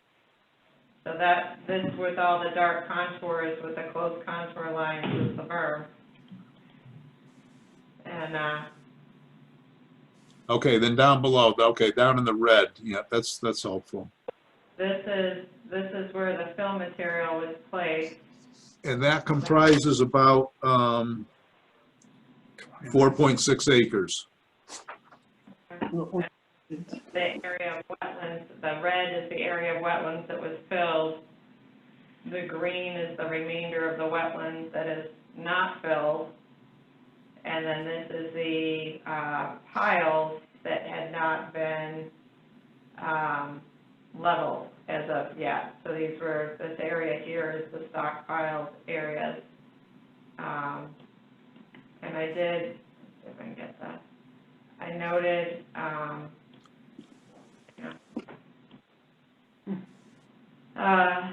there's notes over here that indicate that George was back out at the property to try to locate some of these wetlands, and it would seem these are under the piles, and that, I don't know if it's on this plan or another plan, that it's questionable as to whether or not these areas are wetlands. Is that correct, George? Yeah, that's correct, based on at least 4 of them. One was kind of inconclusive.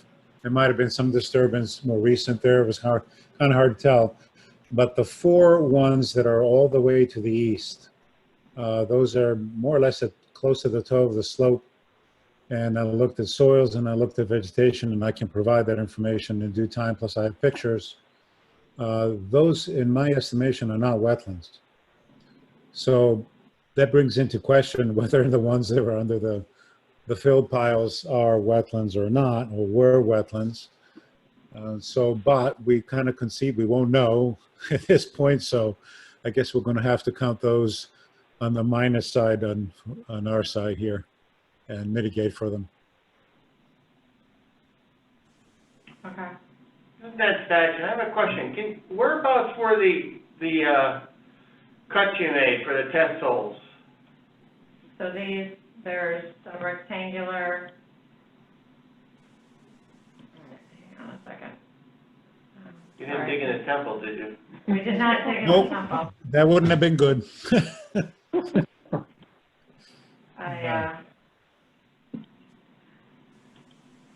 Almost. Up. Too far.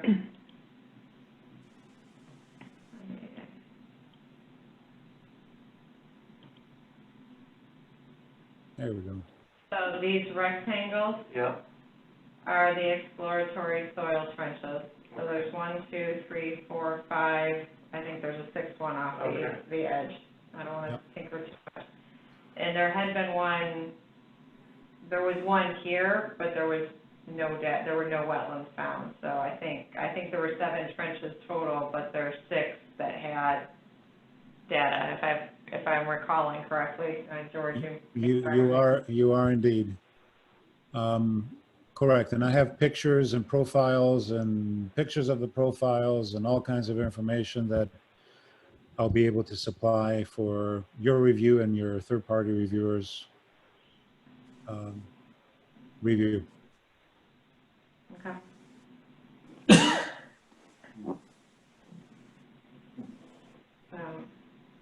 Good, thank you. Yeah. So this is the cover page of this sheet, and Bill and Stanley, you can correct me. I think I've got the gist of this, is that there are 2 bases of existing conditions, contours that were used to set this. We've got these that are it's kind of like a larger type font that's over here on this left-hand edge of the paper. And then these here on the right hand they're basically representing existing condition. And then if I've got somewhere. Yeah, it's a composition of 3 different surveys, and Oh, I'm down a page. Sorry, I gotta go up one more page. That's why.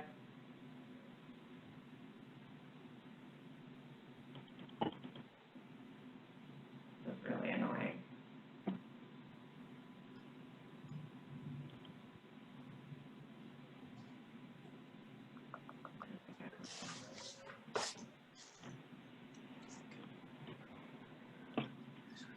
Okay, so these lines here, where the 182, these dark lines, are the actual current existing contours. Is that correct with the fill? That is correct.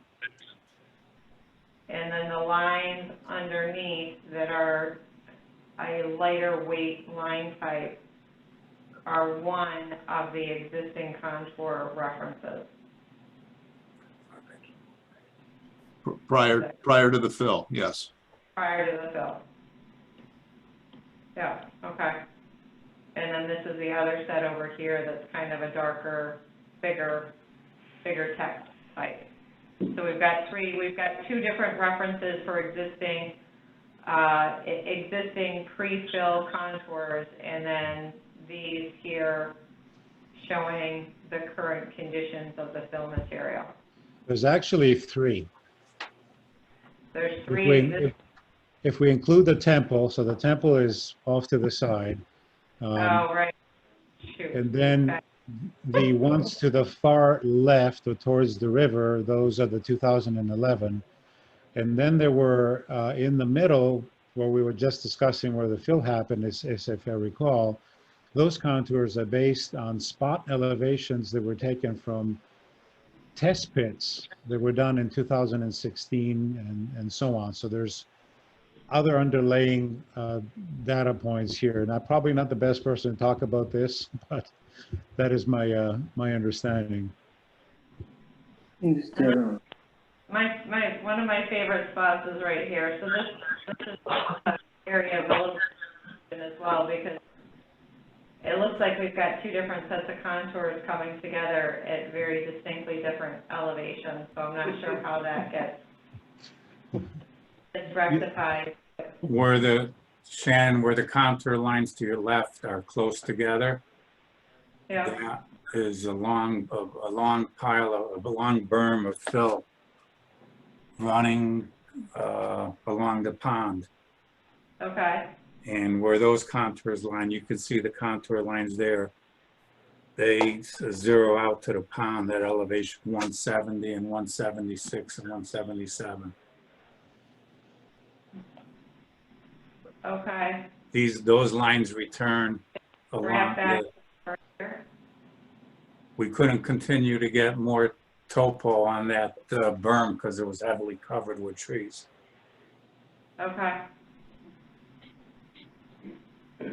What may be helpful, I know this was put together to try to give a complete picture.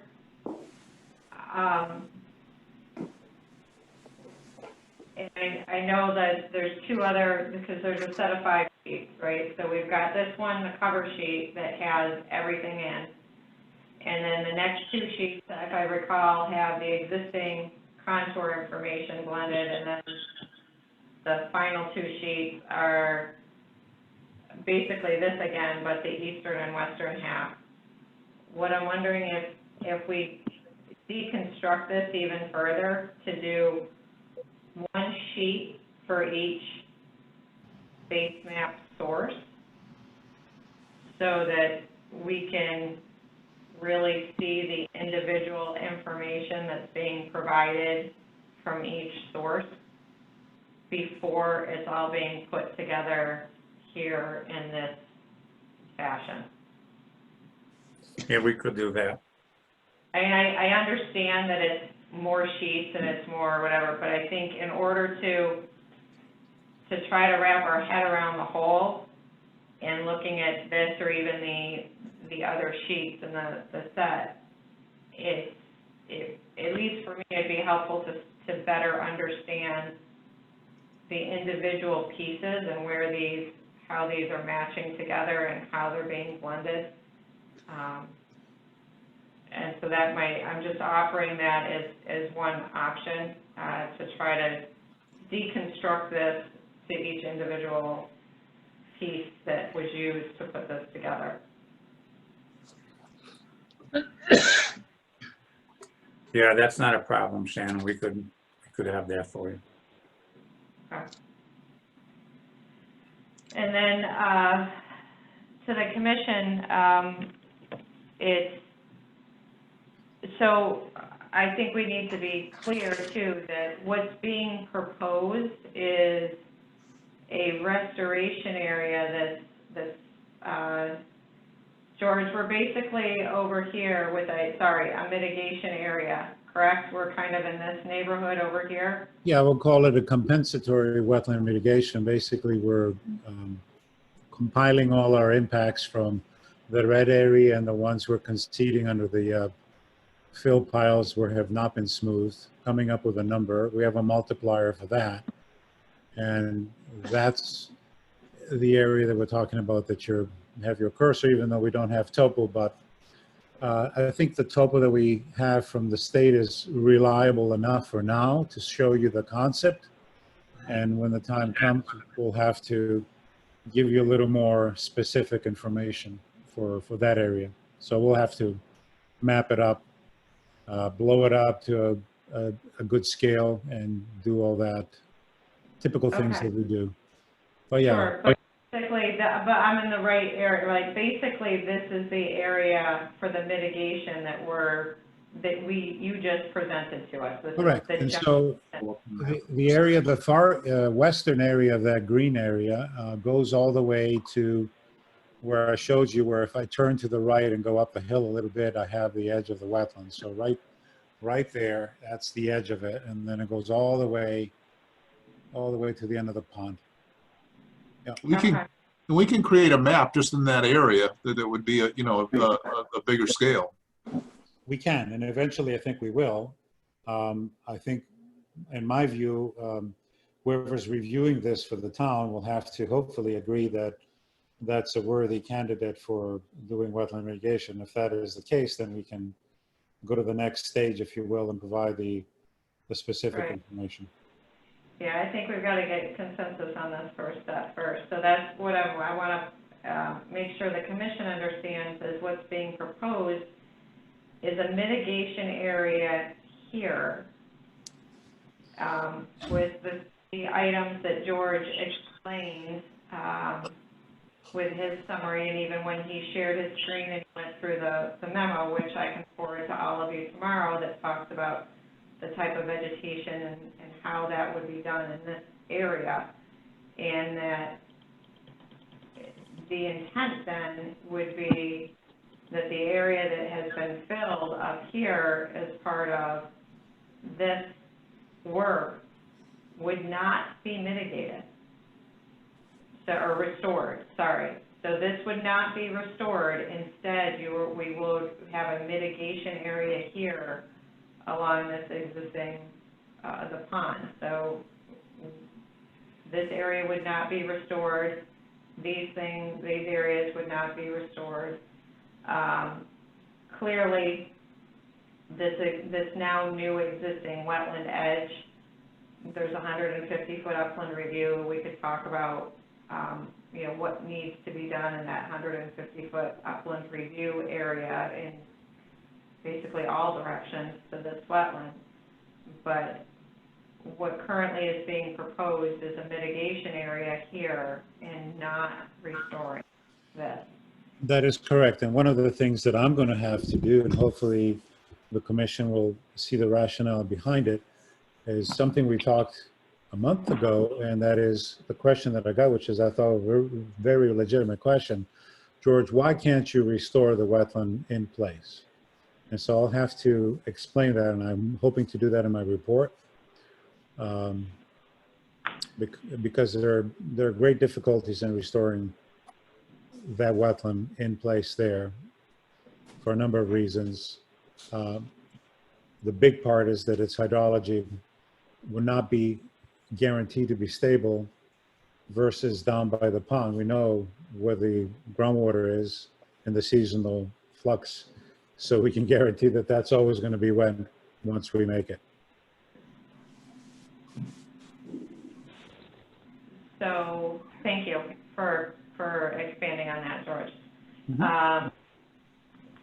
So the thought, and what I want to put to the commission is everyone generally okay with this, or is there question or concern enough that you would like third-party review for an independent soil scientist to come in and take a look at what has been found to date and to get concurrence that a mitigation area adjacent to the pond is the most appropriate approach rather than restoring the wetland.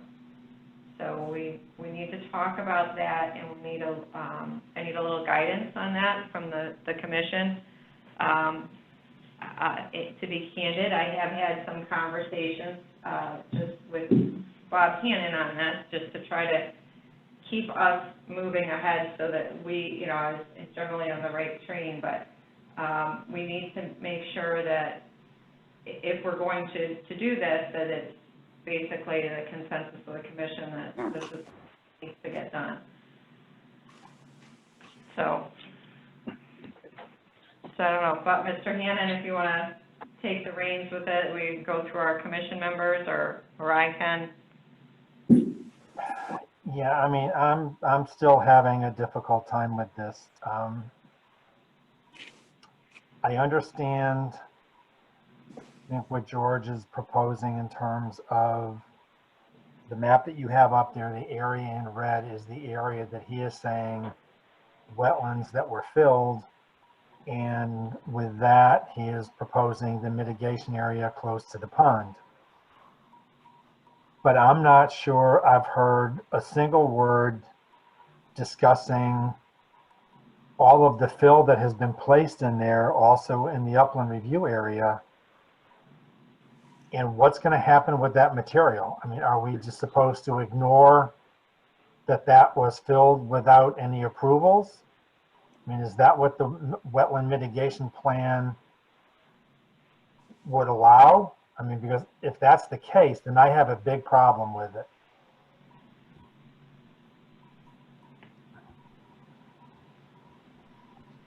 So that's kind of where I'm coming from. I can see a mitigation area for maybe the wetlands that were lost, but I still have a problem with all the fill that was placed there without any authorization. And I'm not happy with everything I've heard so far, because I don't think that filled area has been discussed at all in terms of what's going to happen with that material. So I'll leave it at that, but Rich, do you have any comments? I don't have comments, so but I do have questions. I mean, we're talking about a mitigation area, but are we talking a 1-to-1 mitigation or 3-to-1, or I have no idea on what those relative areas are, and like Bob said, the upland review areas. I mean, the upland areas that were affected. I think there needs to be some consideration to some restoration of the upland area too, in addition to the wetland area.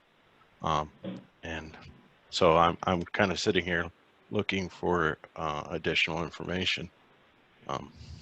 So that's my 2 cents. Okay, no, appreciated. Emily, any general comments, questions? I mean, echoing that, I'll turn on my video. Hi. Echoing that, I have not been on the commission for as long as anybody else, and I feel like I've just entered this story halfway through. There's a lot more going on here. That's my entire comment. Okay. Yeah, that's all I got. All right. Dave?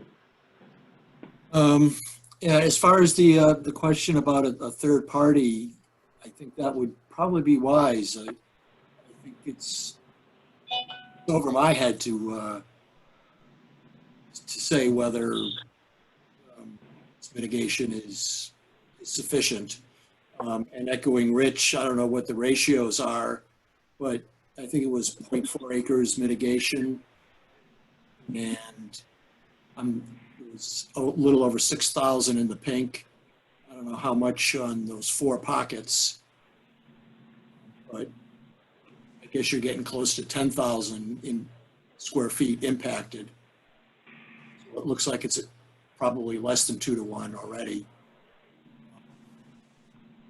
And is in terms of the location near the pond versus restoring what was damaged. Again, I think that would be a good question for an expert. And I guess I've never heard an explanation of what this was all about. What was the plan here? How did we end up at this place? That's it for me. Okay, thank you. Robert?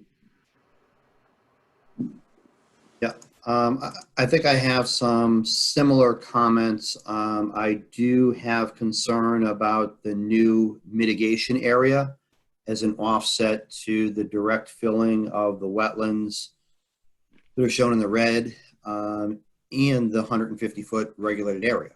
And what I don't want to have happen and what shouldn't happen is that the violator be rewarded for the extensive filling that took place. And while Commissioner Fox said we never heard why this happened, and I think I had asked in prior meetings and other commissioners had asked in prior meetings, but the prevailing thought would appear to be to make the property more developable. So by not restoring the wetlands that were filled and by not restoring the regulated area that was impacted, then we would in fact be rewarding the violator for moving forward without first seeking approvals. So I would lean towards having restoration of the area that was filled, evaluation of restoration of the buffer area, and then as an offset to penalties, we could look at the new mitigation area. But I don't think that the outcome here could reasonably be rewarding the violator for not going through the procedure that as a commercial developer, as a construction company, must have known a law governing wetlands, which has been on the books for 40 years. So that's sort of my perspective. I also think it might be helpful to go back out and do another site walk in light of what might be considered, but I am leaning more towards restoration of the affected areas instead of looking at a new mitigation area. End of comment. All right, thanks, Robert. Mark? I was thinking exactly like Robert, and the fact that what I'm seeing is, you know, as he says, they'll be rewarded with their actions. And I didn't think I had the knowledge or the ability to say what he said, and I appreciate him saying it because it is kind of telling me there is something afoot here. We just are not getting the real answer. So I'm not too inclined to go this direction as they're proposing.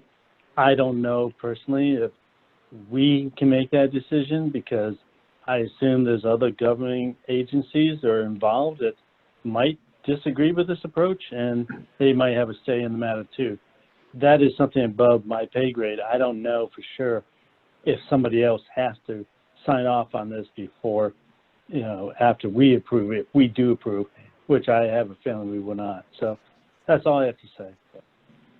All right, thanks, Mark. Ned? Yeah, I kind of agree with what people are saying is that I would like to know why this was done.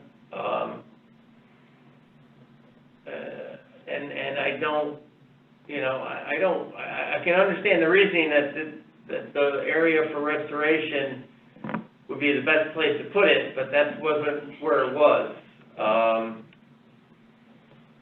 And I think that obviously to have the wetlands moved is advantageous to the developer for whatever person sees, whether it's, you know, houses or business or whatever is hoping to sell to somebody to put in there. He just increase the value of the property a lot. And I think we have to take that into consideration when we look at how the wetland area was relocated. The other thing is, I do have a question, and that I know earlier in this process, a letter was written to the Army Corps of Engineers stating that they don't have jurisdiction in that, and I just was wondering if the Army Corps has responded and if they're agreement with that or not. To, I guess, the attorney. I suppose I can answer that. My communication, George Logan, for the record, was with Corey Rose. And what Ms. Rose told me is that, okay, let's theoretically agree with you at this point that the wetland is not only man-made, which is a big part of what they're looking at, but it's also isolated hydrologically from waters of the United States, which means it does not have a hydrologic connection with the pond and with the Farmington River. And so the only request that she had is that whatever we submit to the commission should be also submitted to her. So she can be looking at what the commission is looking. And so I'm going to be submitting what I've submitted to you tonight also to Ms. Rose in the next day or two. Or Shannon can do that directly. It's fine. So that's what I can tell you about.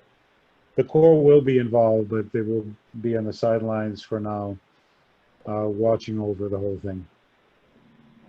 Okay, thank you. You're welcome. Yeah, I mean, I understand why the wetlands that would be the best place to put the wetlands, but in regards to having a reason why they were disturbed in the first place, you know, I don't know why we should make it easier for the developer after, you know, he intentionally went and did this without any kind of permits, and I don't think it was accidental. So that's where I stand. Okay, Jay said he didn't have any comments. He's taking everything in. So Guy? I was interested in the observation by George Logan that the original site could not be redone without some kind of greater explanation. And as a consequence, I'm tending towards the independent expert to come in and deal with this for us, as well as the map that he says that he's going to produce. It actually takes in the area that is understandable, where this one does not seem to be particularly understandable to me. We could have that too. That's it. Okay. Yeah, I mean, I'm leaning towards the independent third party as well. I mean, to me, there's still a lot of questions that need to be resolved on this site. I agree with the way that Robert put it, and that we should not be making a decision which could ultimately end up rewarding the property owner for doing the work that they did in violation of the ordinances. So I have a big problem with that. The other thing that I will say, and again, going back and having another site visit may help, but based on my recollection of the site when we were there the last time, to me, it looked as though there were several pockets of standing water to the, yep, we're going in the right direction. That looked like, no, I think it was further to the left.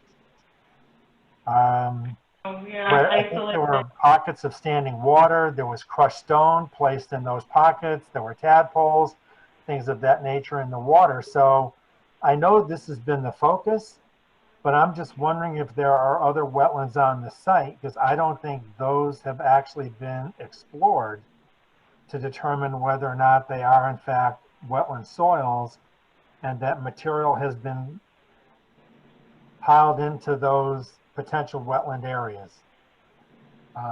So that's the other concern that I have. Just again, that was based on an observation and not actually going in and determining whether or not those were officially wetland soils of Connecticut. So again, I go back, I agree with Robert that, I mean, I have a problem with all the fill that was placed. Yes, it may only be a small edge of delineated wetlands, but when you got a 150-foot setback area and all of this stuff was just pushed forward without, at least to this point in time, any rhyme or reason, because there has been no explanation given to us as to why this occurred in the first place.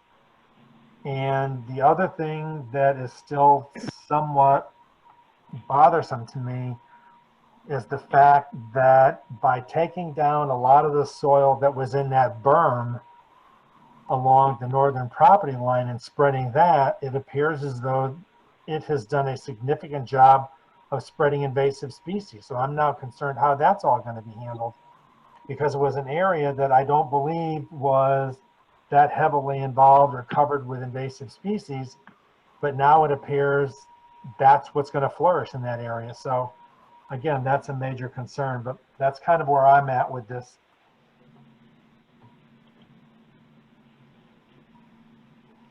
No, I appreciate your concerns. Obviously, historically, my client had worked the property for several years, had leased it before buying it.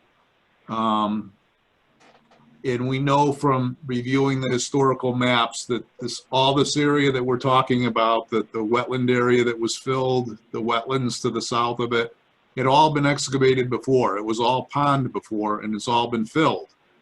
And going into purchasing this, we knew that. We knew it had all been disturbed, and there was just the belief that it wasn't a wetland because it had all been removed and refilled with fill material from different construction projects over the years, prior to my client acquiring it.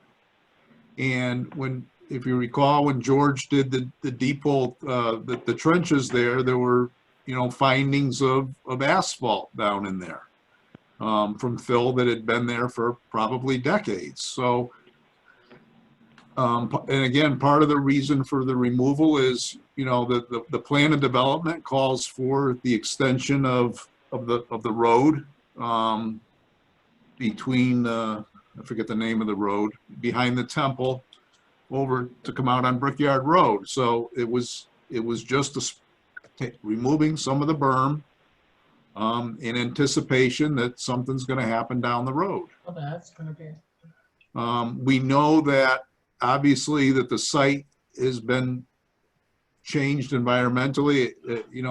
The site is just a little over 100 acres. The property, rather, it includes what is now river, and it includes approximately, I think, about 15 acres of pond. So the site is shrinking environmentally and going, a significant portion of it is going back to a natural state. And it was just the belief that this was not wetlands, again, because it had been filled. And I think George had testified before that there's a unique layer down there, I believe, George, you found. I don't know, maybe you'd like to review that again? Yeah, and that's something that I hopefully will be able to explain, and with pictures and with logs to the commission in the report. Maybe this is not the best time for me to go into any detail, but the bottom line is that the wetland, what we call wetland A, and its extension to the north that was disturbed, it's perched on materials that were brought in, several layers. So once you break that layer that's actually holding the wetland, if you will, you're not going to find water. And as a matter of fact, I think it was only one hole that we found water seeping out, because there's so much disturbance and all these human transported materials that have been brought in over the years, layers upon layers, and all these layers are different. So the seasonal groundwater table probably is just slightly higher than where the pond is at this point, which is down in 160 something as I recall. And we're up at 180, 179 or more. So this is a completely man-made situation. As a matter of fact, one of the things that, if you look at that little list that we put together, it doesn't say inland wetlands only, it says inland wetlands / watercourse. And that was something that I needed to insert there because wetland A is minimally identified as a regulated wetland. It isn't, because it doesn't have the soils, and except for a couple of areas in the center. The rest of it is a watercourse. It doesn't have poorly drained soils that you can identify. What it has is seasonal wetland hydrology, which allows for hydrophytes to grow.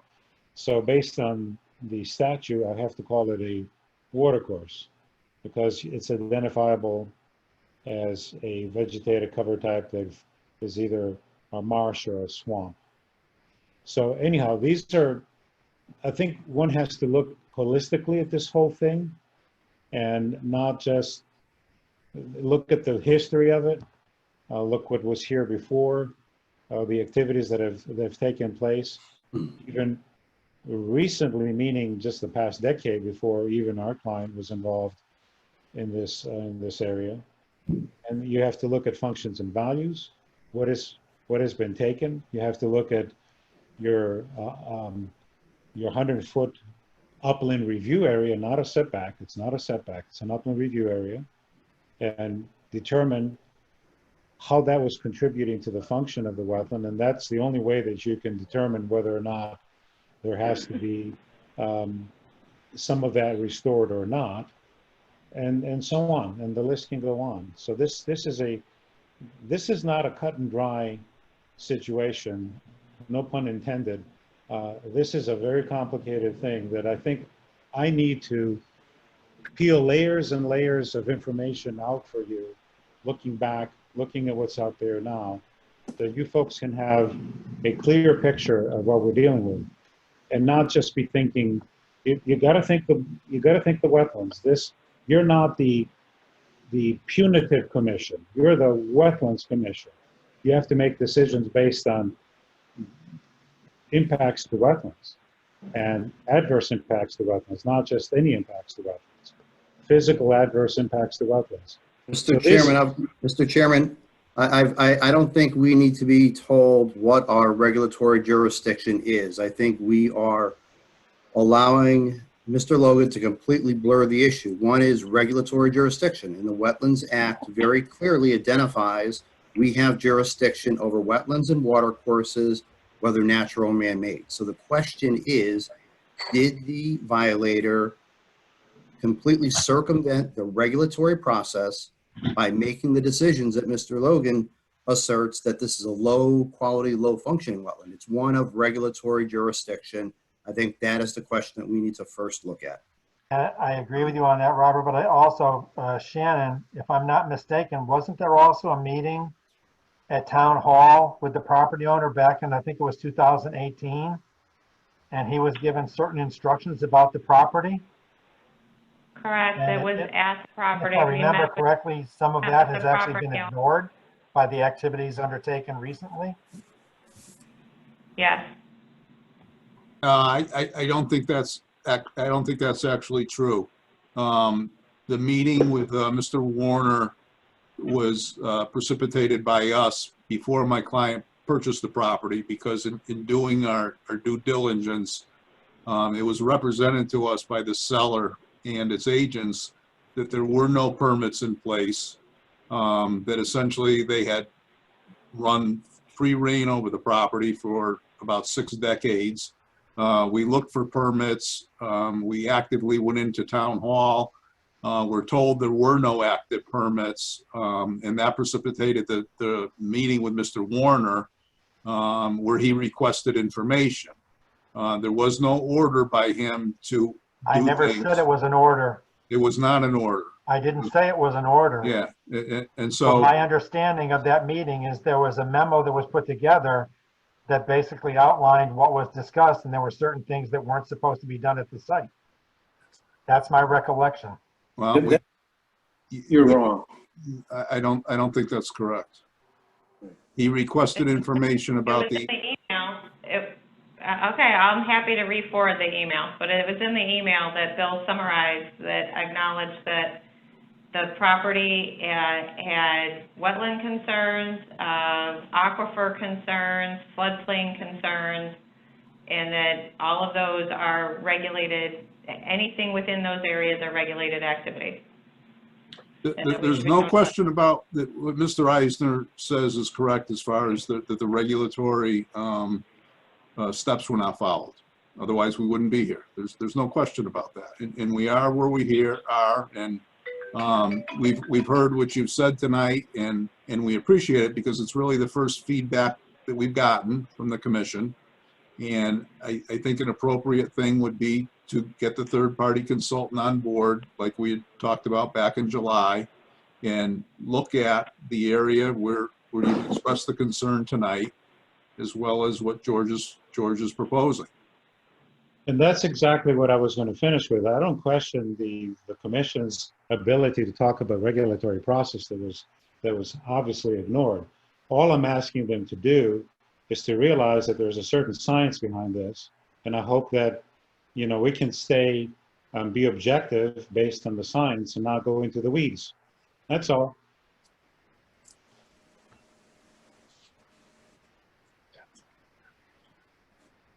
Okay. Sounds like there's consensus from the commissions for a third-party review. I now have some documents in which to share with a consultant in order to solicit or start to solicit third-party prior to receiving some of this information. It was going to be difficult to try to solicit any requests for proposals because they didn't have anything to react to. So I will get started on that within the next week or two to get that moving along. And we'll keep the commission and the property owner apprised of the status. We will get you the series of maps that you requested, the breakdown of the different sources of the maps. And maybe once the third-party review has had a chance to look at it, we could then do another site walk at that time with the third party. It would certainly seem appropriate. And I will certainly finish my report that I've been promising now for a month and a half, so that the third-party reviewer has my rationale and my methodologies and everything that he or she can possibly need. Okay. Anybody have anything else regarding this matter? Again, commissioners, thank you. I want to apologize. I didn't want to in any way tell the commission what to do, or that I thought the commission was going down the wrong path. So if I came out that way, I really apologize about that. No apology necessary, but thank you. This is Commissioner Eisner.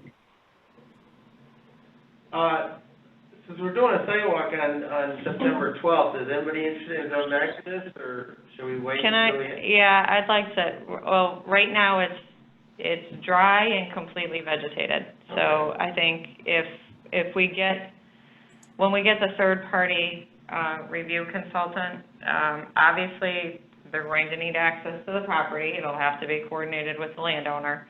And perhaps at that point, it's going to be more pertinent to do that. I would suggest maybe November-ish, just off the cuff, so that, we get some of the vegetation to die back. You can start to actually see where you are and understand perspective perhaps a little better. But I don't think, you're not really gonna see anything different.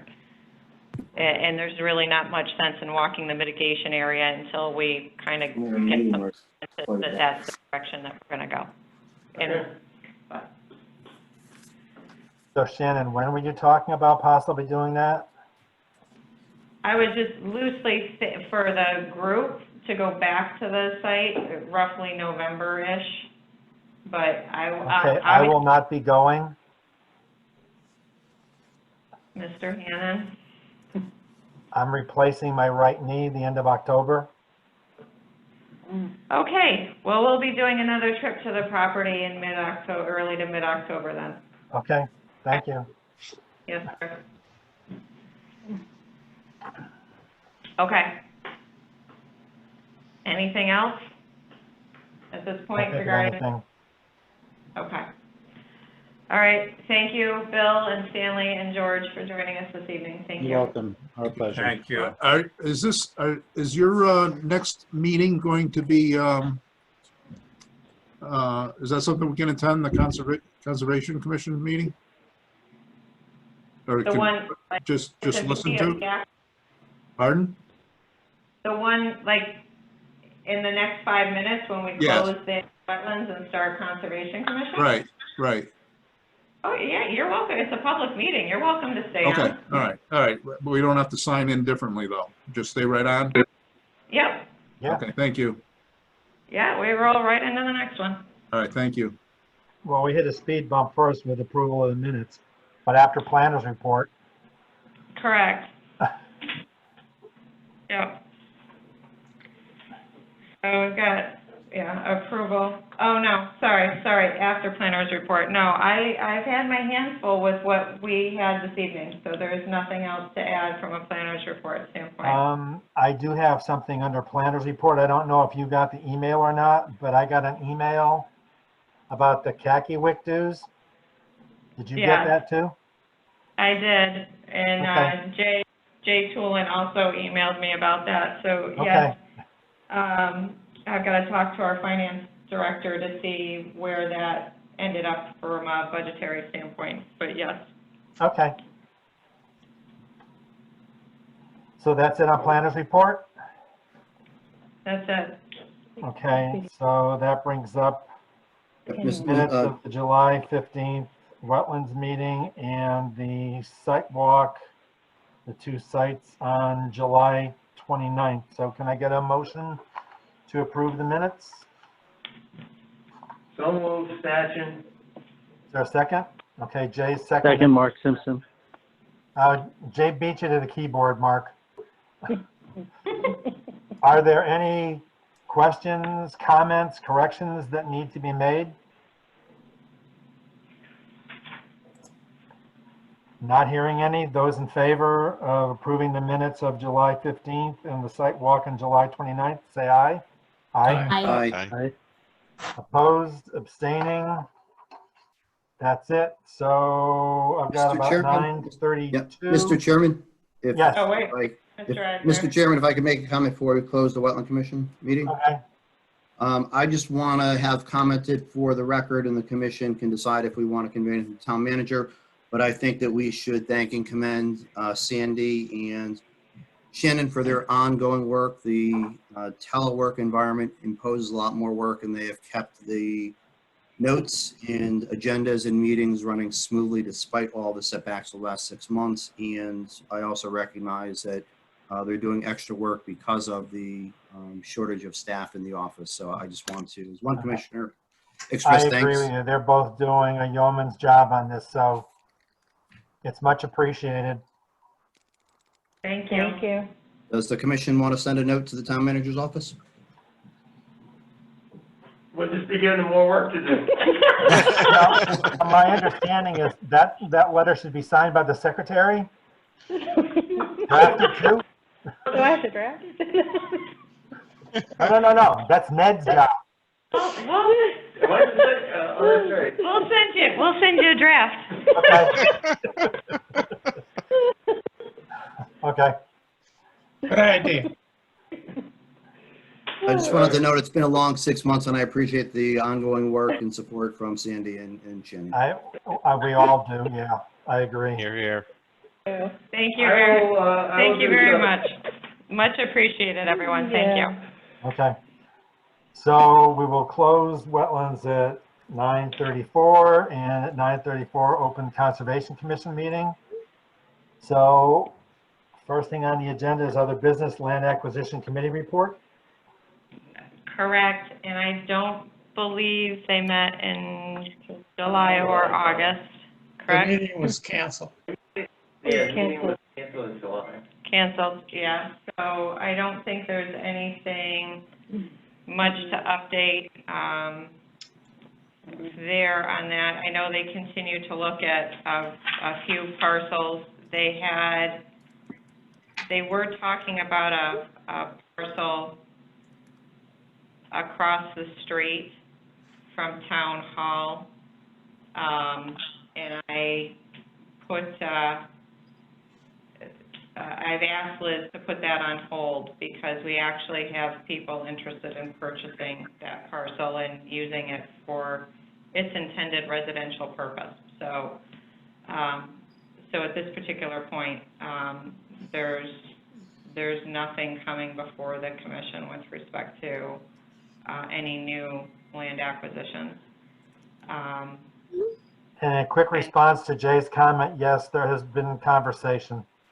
I'll leave it at that. Well, again, public meeting, so. Yeah. No, he asked if there's been any dialogue on the cemetery property, and I said, yes, there's been some dialogue, but that's where it stands. No, that's, and just not I didn't know what Jay's comment was, so I just wanted to make sure that. I read it off the screen. Yeah, no, well, because I have to keep opening and closing in order to see that it's, Well, he's already chatted 33 times tonight. well, no, I've seen. It's not like Jay at all. Anyway, thank you. So, yes, the comment pertained to the cemetery, and yes, that's still an ongoing search.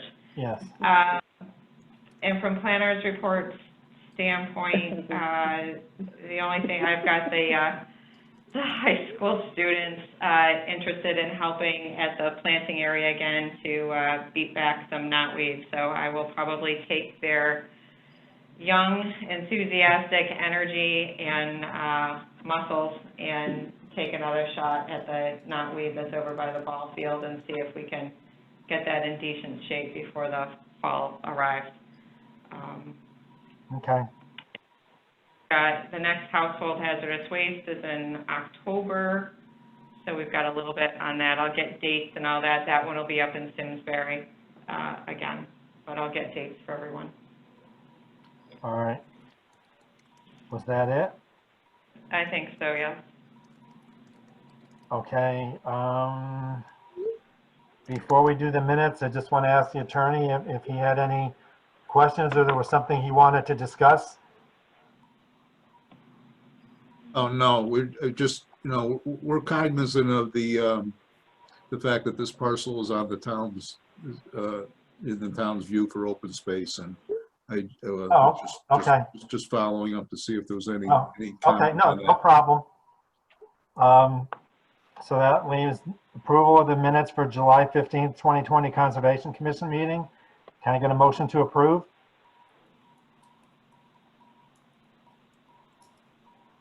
So moved. Who was that? Imagine. Okay, is there a second? Dave will second. Okay. Have a motion to approve the minutes. Any comments, questions, corrections? Hearing none. Those in favor say aye. Aye. Aye. Aye. Opposed, abstaining? Okay. So it's about 9:37 and I guess we're calling it an evening, folks. All right. Next Thank you. meeting is on the 16th. Good night, everyone. All right, bye, folks. Thanks so much. Stay Yeah, safe. next meeting on the 16th, and I'll send an email reminder on the site walk for the 12th. Okay, great. Great. Shannon, can I stay behind to talk to you for 2 seconds? Sure, yeah. Thank you so much. Nothing's wrong. Yeah, no. It's nothing weird. All right. Good night, everybody. Good night. Bye, folks. Hey, Shannon, Simple Recycling is doing a better job. The last 2 recycle days, they've actually picked up my pink bags and left me new ones, so they're doing a better job.